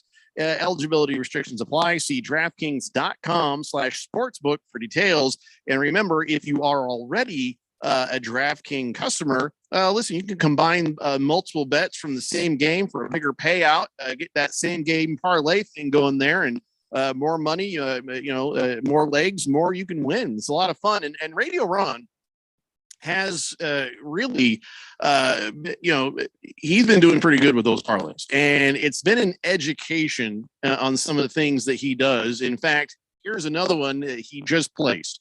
And I want to see what you guys think about this. Okay. I had some I had some thoughts. So here's what he's got for the game that is on right now. Here's what he needs in his parlay. $10 gets you 90 on this parlay. Okay. 30 plus points from Kevin Durant. Okay. Well, he's well on his way to that. Kevin's got 15 right now. 25 plus from Kyrie Irving. Kyrie's got 20. Yeah. 6 plus Kyrie Irving assists. Oh, yeah. Kyrie's got easy. 4. Oh, nope. He's got 7. Already hit it. There you go. 6 plus Bruce Brown rebounds. Bruce has got 2. So that one's trailing a little bit, but there's a whole half of basketball that just started. When we were texting, I told him that one concerned me a little bit. Mm-hmm. And then he says 11 plus Andre Drummond rebounds. Well, yeah, Drummond's got 7. And he's got the Nets on the money line. So those things happen. Those 6 things happen. and he's got himself a nice little payout right there. Yeah. It only Scared takes about the one Bruce to Brown. ruin your day, though. What's that? I'm worried about that Bruce Brown one too. And yeah, it usually does take one to ruin your day. And that's the one I usually hit. Of course. But listen, that's the fun of it. You don't bet the house. You don't bet the groceries. You don't bet the kids' education. You have a little fun. You find something and you do some research and Radio Ron's parlay right there. It shows the intelligence behind it. You know where the averages are versus what he's put down, and adding more legs to the parlay, get you more money if it all comes true. So that's what I've got to start learning. And it was funny. He says to me, he goes, you should start like a 3-leg parlay. I told him, I said, I'm a cowboy better, meaning from the hip. You know what I'm saying? I just pick my things. I hit the money line. I make it simple, but I am intrigued and I do want to learn, and I will eventually do some parlays. Looking forward to doing that. 888-368-1580. When Kyrie Irving was saying Giannis Antetokounmpo might have hurt him on purpose last year, Raven Kid says, nah, Giannis is too innocent to do something like that intentionally. Yeah, but he's still a competitor. And he still everybody gets their moment where, they're ready to have a little beef, maybe throw down a little something. But if you watch the play where it happened and you watch the game kind of around that, it just didn't have that feel. Yeah, I can't see Giannis doing anything intentionally. That was complete mistake. It might have looked intentional. And of course, Kyrie Irving is going to say it's intentional because it was in the heat of competition, but I can't see Giannis doing that. He has a hard time, doing a throw down at the basket and then doing a mean mug. His mean mug looks like some sort of a animated sort of mean face you would see at Disney or something. So it's kind of like, well, he just seems that's his mean mug right there. Yeah, he seems like a pretty nice guy. Yeah. Which you hate when you're playing him because you hate liking the guy. I think we talked about this last year. I hate liking the guy who's beating us. Yeah, if it was that guy Darren Orey, that's a guy right there. What's his name again? Hell, Orey. So this is my moment. This is my time. There's a shot that needs shooting, and I'm taking it. Okay. We're talking NFL quarterbacks. All right. Let's do it. Yeah. 33 minutes left in the show. Good timing, Jeff. Go. Let's go. Well, honestly, I'll probably get 10 minutes of this because when we get back from that other break, Big George's sports history and other fights. Yeah, I feel like we need some sort of NFL music to get us going. Yeah, if you want to go get ahead. us into the mood of talking NFL. Okay, NFL has been gone too long, guys. Never have to tell me twice. I'm all about it. There we go. So Trevor Lawrence has got his lips firmly planted on the new coach's ass. He didn't have to say it, but he's like, hey, I'm really pleased with the new head coach, Doug Peterson. We're on the same page. Of course you're going to say that. I really like his demeanor. I mean, he's really, really calm. Never gets too high or too low. I really like that. And he's the type of guy I like to be around. Offensively, he brings a lot of different things to the table. And he even brushed my hair. And he knows how many times to run the brush through. And there's a certain number if you're going to get it just right. So like I think 100 strokes a night. Yeah. Well, I know I don't need 100 strokes. I'm with Moist One. I need to be shocked in the junk. But anyway, I think we align pretty well. We're on the same page. I think I like Doug Pearson. Of course, you're going to say that. I know he's going to say that, but it's a combination of two things. Like, you want to be on the good side of the new coach, but also your last coach was a disaster. Yeah. So, Doug Peterson could have just showed up. I mean, you know who else loves Doug Peterson? Daddy. It's the kicking and punting guys. The kickers and the punters. They're not going to get kicked by Doug Peterson out there and say, make all your kicks today. or telling the coaches that they suck. Right. You're not going to have any of that. Yeah. Pretty sure everybody on the team is happy with anybody. But Urban Meyer. I don't know if you heard what the Jags running back said. The one that didn't play last year, he had that Liz Frank injury, was drafted in the first round, but never got to play.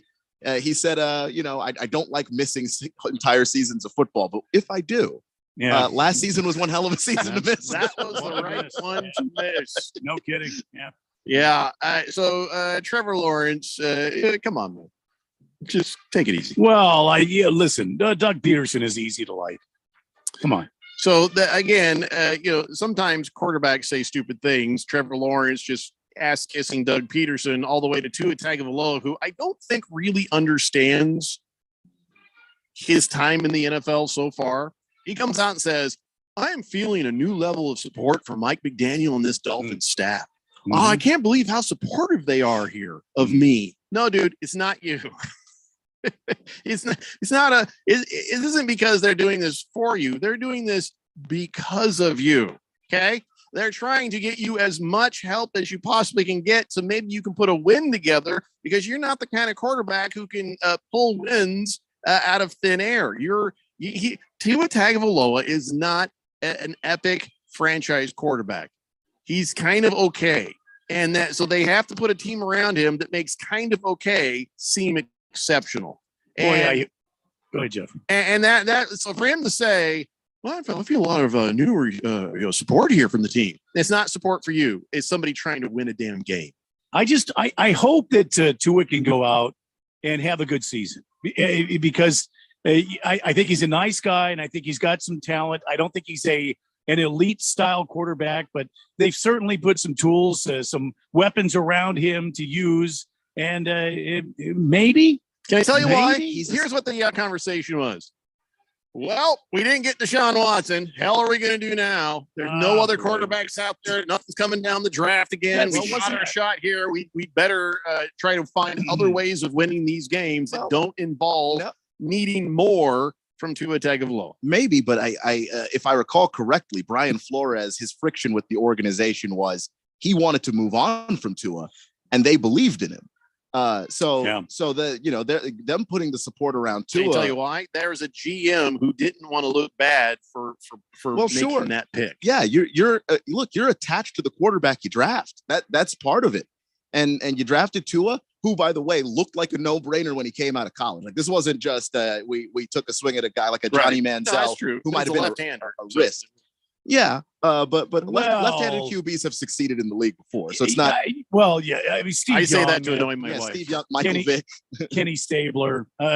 There's some great left-handed quarterbacks, but still, if I was a GM, I would have to think long and hard, because the type of injury he had.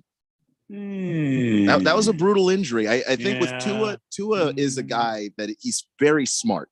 And so you want to put the talent around him, because he doesn't have the Justin Herbert, I can flick my wrist and the ball goes 60 yards. The kind of quarterback that makes you right even when you're wrong as a head coach. Tua's not that guy. So you got to surround him with talent. So they brought in a coach and a coaching staff who are more open to coaching Tua than Brian Flores was.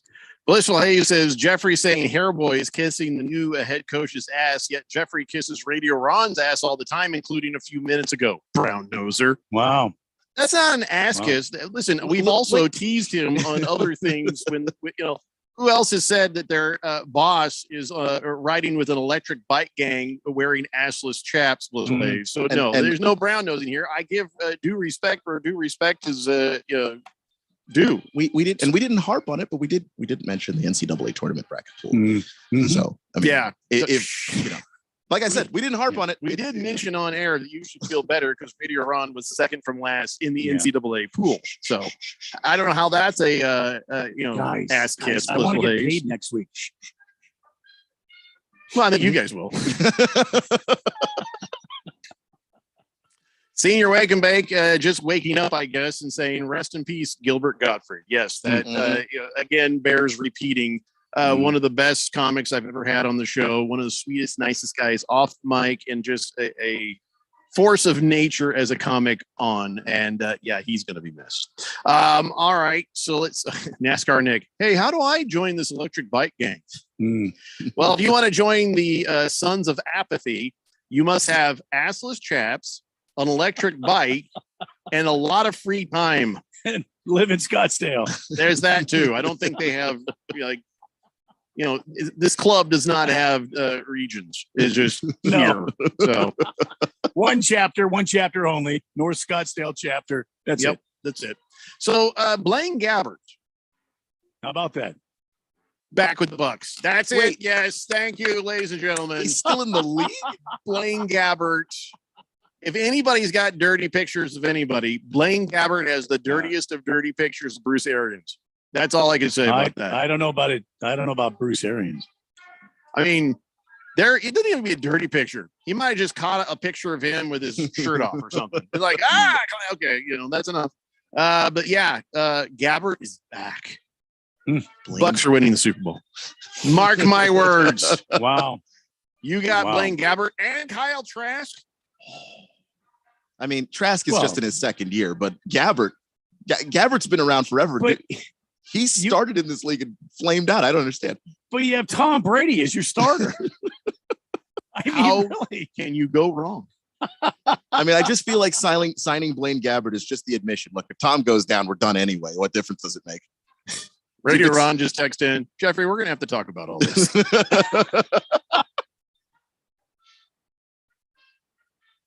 When he says we, he means he. So it's the royal we. Ron, remember, you can't text and ride your electric bike. Be careful. Remember that is dangerous what you're doing right now, Radio Ron. Yeah. I didn't say nothing. I hope I still get paid. Oh, you see, you weasels. I get accused of being a brown noser, and I show that I'm not, and you guys are like, and you guys like, I had nothing to do with it. Is that what I said? Is that what you heard me say? I'm going on vacation. Well, Randy joined you. I'm going on vacation. Randy said, don't text on your electric bike. I have a contract. I was with you by your side. I have no contract. I have no damn contract. That's you kidding me? part of my issue. I was right with you, Jeffco. You can't fire me. I quit. 25 some odd years. Yeah. See, the thing is, you have to time it just right. Just when you think you're going to get fired, you're like, you can't fire me. I quit. Wait, I wasn't going to fire you. Damn it. You're fine. You can't fire me. I quit. Well, I was going to say, you're finally getting the raise you wanted. Damn it. I was joking. Oh, too late. How many times has that happened? Colt McCoy made a funny. I don't think he realized he made a funny. Talking about Kyler Murray. He says, let me tell you something. Kyler Murray's arrow is pointing up.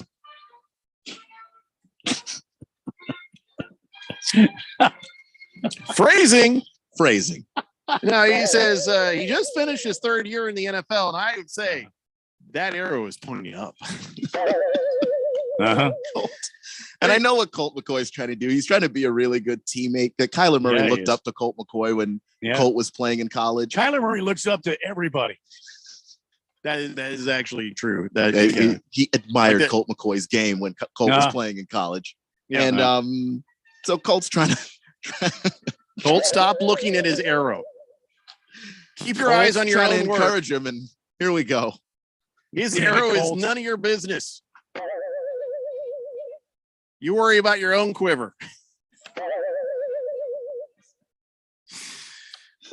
We better take a break. And I probably have a phone call. It's the Daily Blender here on 1580, The Fanatic.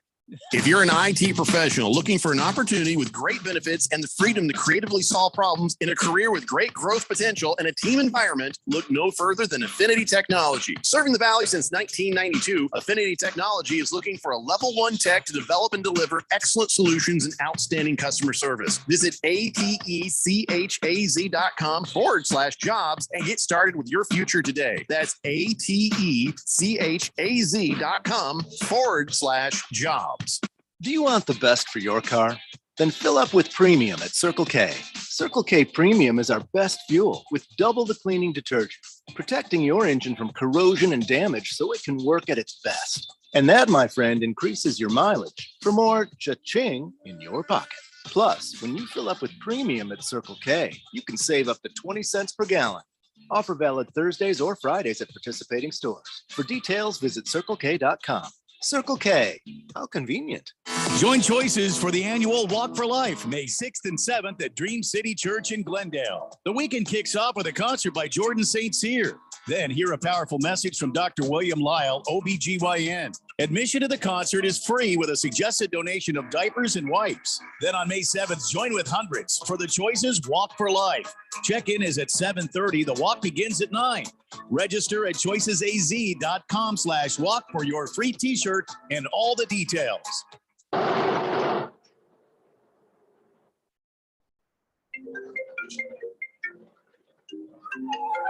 Distracted driving kills in Arizona. Life is more important than your phone's beep. Stop the distracted driving, Arizona, please. Sponsored by the Arizona Chapter National Safety Council and the Governor's Office of Highway Safety, aired in cooperation with the Arizona Broadcasters Association and this station. There's a time to be fearful and a time to be calm, a time to be aggressive and a time to be conservative, especially when it comes to investing. You've heard the phrase, to everything there is a season and a time to every purpose. Hello, I'm Mo Ansari, president of Compact Asset Management. At Compact, we strive to provide you with the tools and experience it takes to be in the right place at the right time to grow and protect your hard-earned money. Call pound 250 on the cell phone and say, talk to Mo, and let's check your goals together. You'll get a free portfolio review and risk analysis, and we'll focus on your investment strategies. Call pound 250 on your cell phone and say, talk to Mo, or visit us online at compact.com. That's COMPAK.com. Compact Asset Management is a registered investment advisor, funds custodian, Fidelity Institutional Wealth Services, member FINRA, SIPC.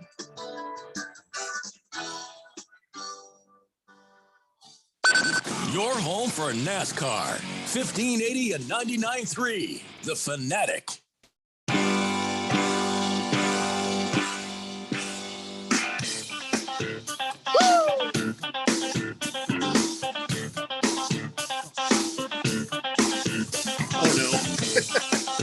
So Haley Glender here on 1580, The Fanatic.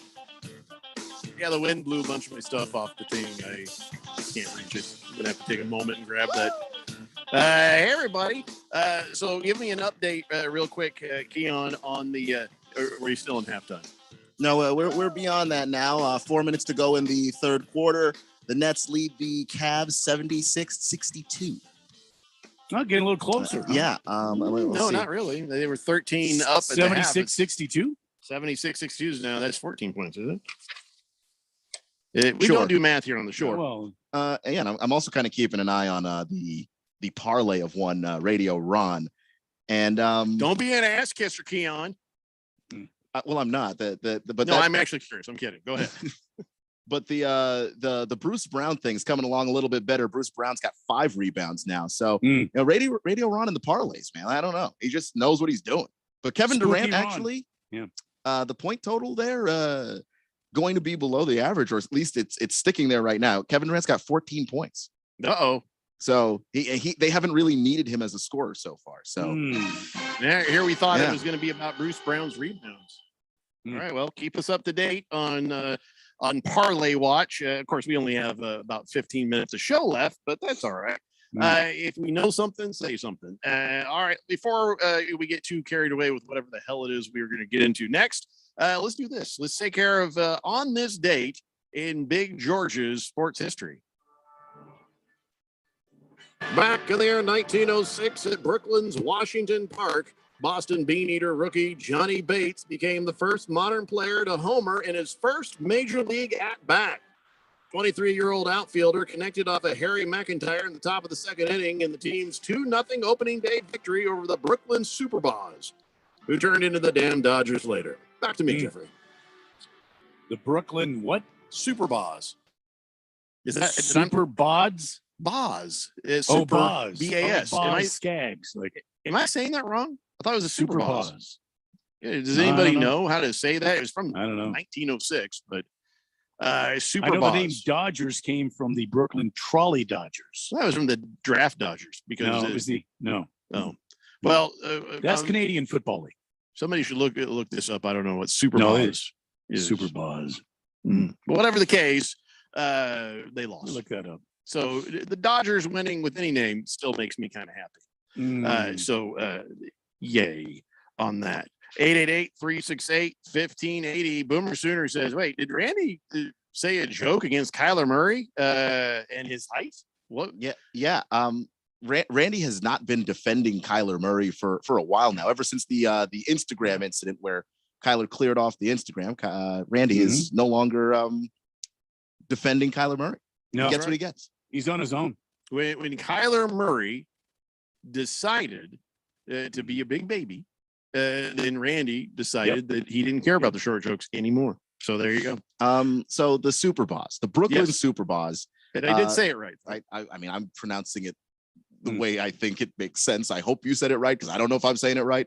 Super Boss. Inspired by the popular circus act, the Hanlons Superba.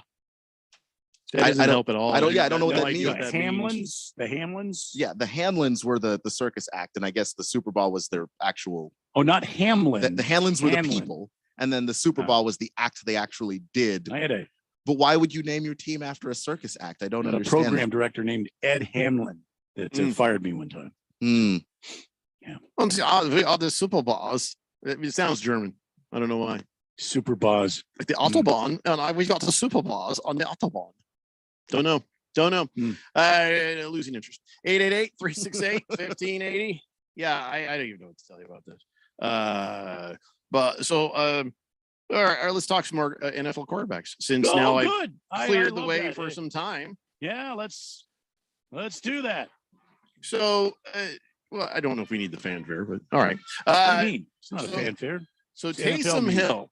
Yeah. Taysom Hill is a very well-paid tight end now because he was operating on a quarterback contract there for a bit, wasn't he? Mhm. And then they realized, no, he's not very good at that. He's good for a surprise play, where maybe he gets the ball and chucks it to somebody. But his strong point is blocking, running, catching, and that's it. So, Imagine that. so now Jameis Winston will be the starter, and Taysom Hill, he's focusing on just his tight ending, and which, it's for the best. But boy, if you're the Saints, don't you kind of feel dumb and dumber about that contract now? Well, you do, but you got duped into it by Sean Payton because Sean Payton was the guy that was walking around going, "Oh no, I'm the quarterback whisperer. If I teach a guy to be a quarterback, anybody can be a quarterback." And then when he actually had to start Taysom Hill, and we all noticed that he wasn't starting Taysom Hill. He was starting everybody but Taysom Hill until Taysom Hill was literally the last human being capable of playing quarterback. We wondered about that heavily, but he figured out what he needed to figure out in practice that we saw later. And he's probably also trying to hide a bad contract. Yeah. And you can still do, you could still have the money kind of makes sense with him being a gadget guy if he's scoring lots of points and getting you down the field and all of that. But Sean Payton's no longer the coach. So who's going to scheme up Taysom Hill's anything now? Now, I can't remember the Saints. Are they in a good position draft wise to grab a quarterback, or are they too far down the ladder to get one of the two guys? Because there's only a couple of guys coming out that are worth even really the effort.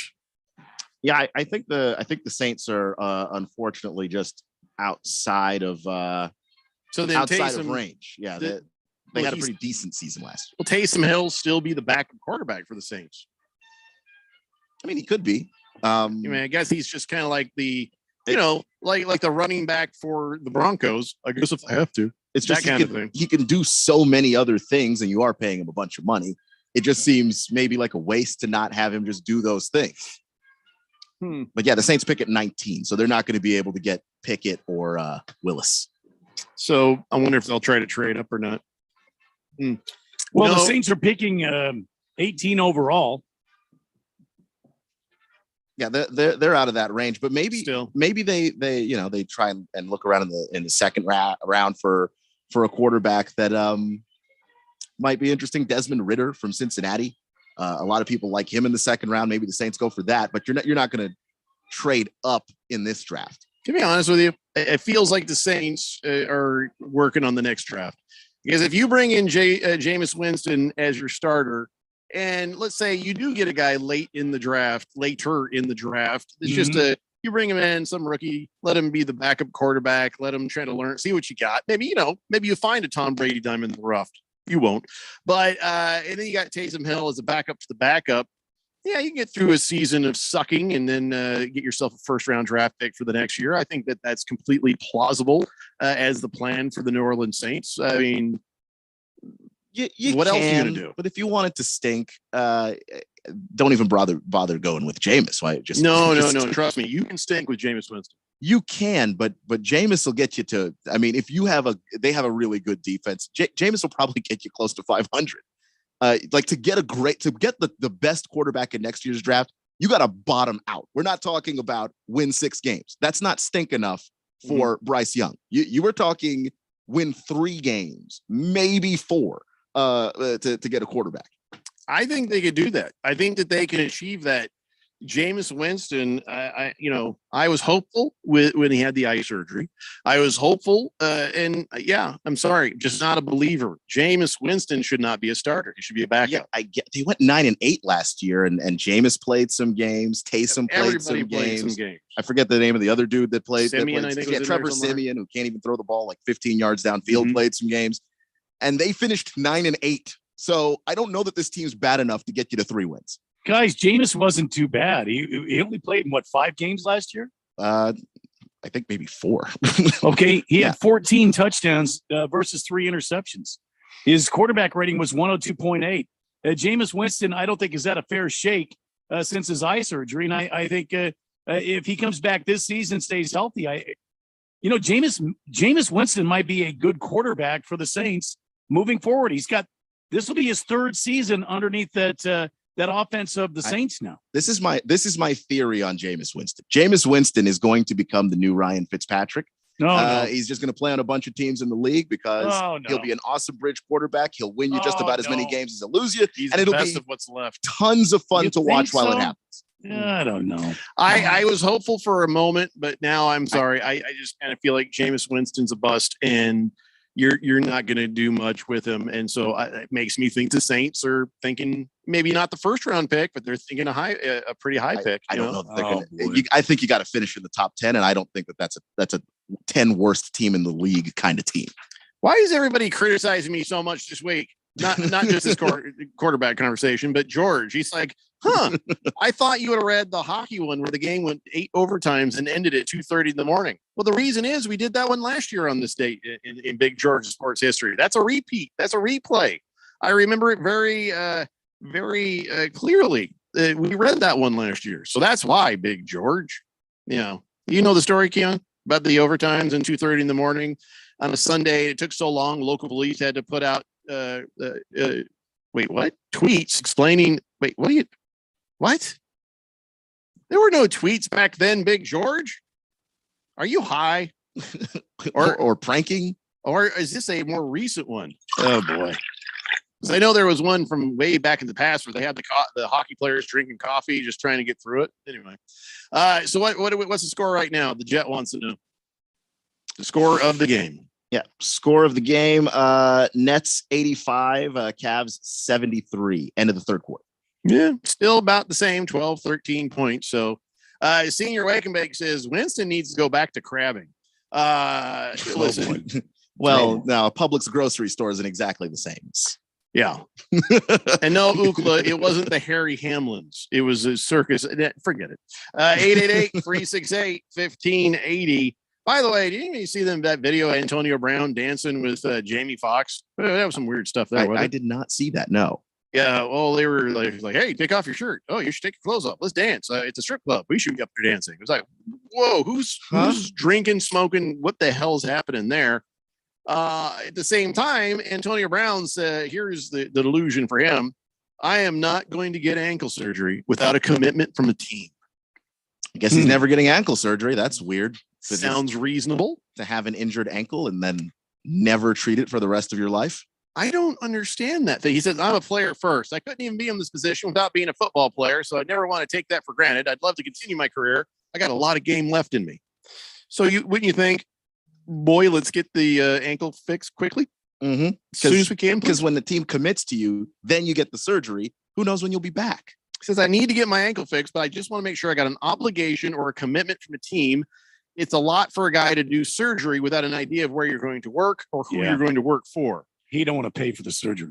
Hey, Antonio Brown, that has to be a successful surgery or else you're useless to anybody. You've got this backwards, man. Yeah, he don't want to pay for that surgery. Yeah, and true, but you have no income right now because you don't have a job. And of course, Antonio Brown lacking all of the self-awareness to know that he's Antonio Brown. And already teams are going to take a step back and look at him mentally and go, do we want that? You're just adding a physical reason to say no. George says, no, that hockey game is from 2017. He says it's a different one. Well, listen, I never look at newer stuff. I always look at the older stuff. It's this day in history. And I think history, it can't be included in how long this show has been on 1580 The Fanatic. You know, if we were on the air when it happened, it's not history. I think you got it right with the other one. Okay, anyway, so Ookla says, who the hell watches those two dancing naked, huh? Odd, Radio Pal. Well, okay, my wife tipped me off to video existing on TMZ, but she didn't watch it. But it was just reading the story was kind of like, what in the heck is going on here? But no, and Antonio Brown, get the damn surgery if you still want to play. But again, I think he probably has a nice pile of money he can live off of the rest of his life. And in his head, he thinks, well, my rap career, that'll pay my bills. I'm friends with Kanye, you know. The only athletes that I know that rap are the ones that rap for fun because they know that that's their second hobby, job thing. No one is going to pay money, real, actual dollar bills for anything that Antonio Brown makes and tries to sell. They all got to try it, though. The only difference is Antonio Brown thinks A is good and B will make him money. Bruno Baller, yes, rest in peace. Gilbert Gottfried, yep, we lost another good comedian today. He will be greatly missed. All right, guys, that's going to wrap it up for us. We are done for today. We will be back tomorrow, seeing how my conversation with Radio Ron goes. But yes, hopefully we'll see you at 3 p.m. It's the Daily Blender here on 1580 The Fanatic.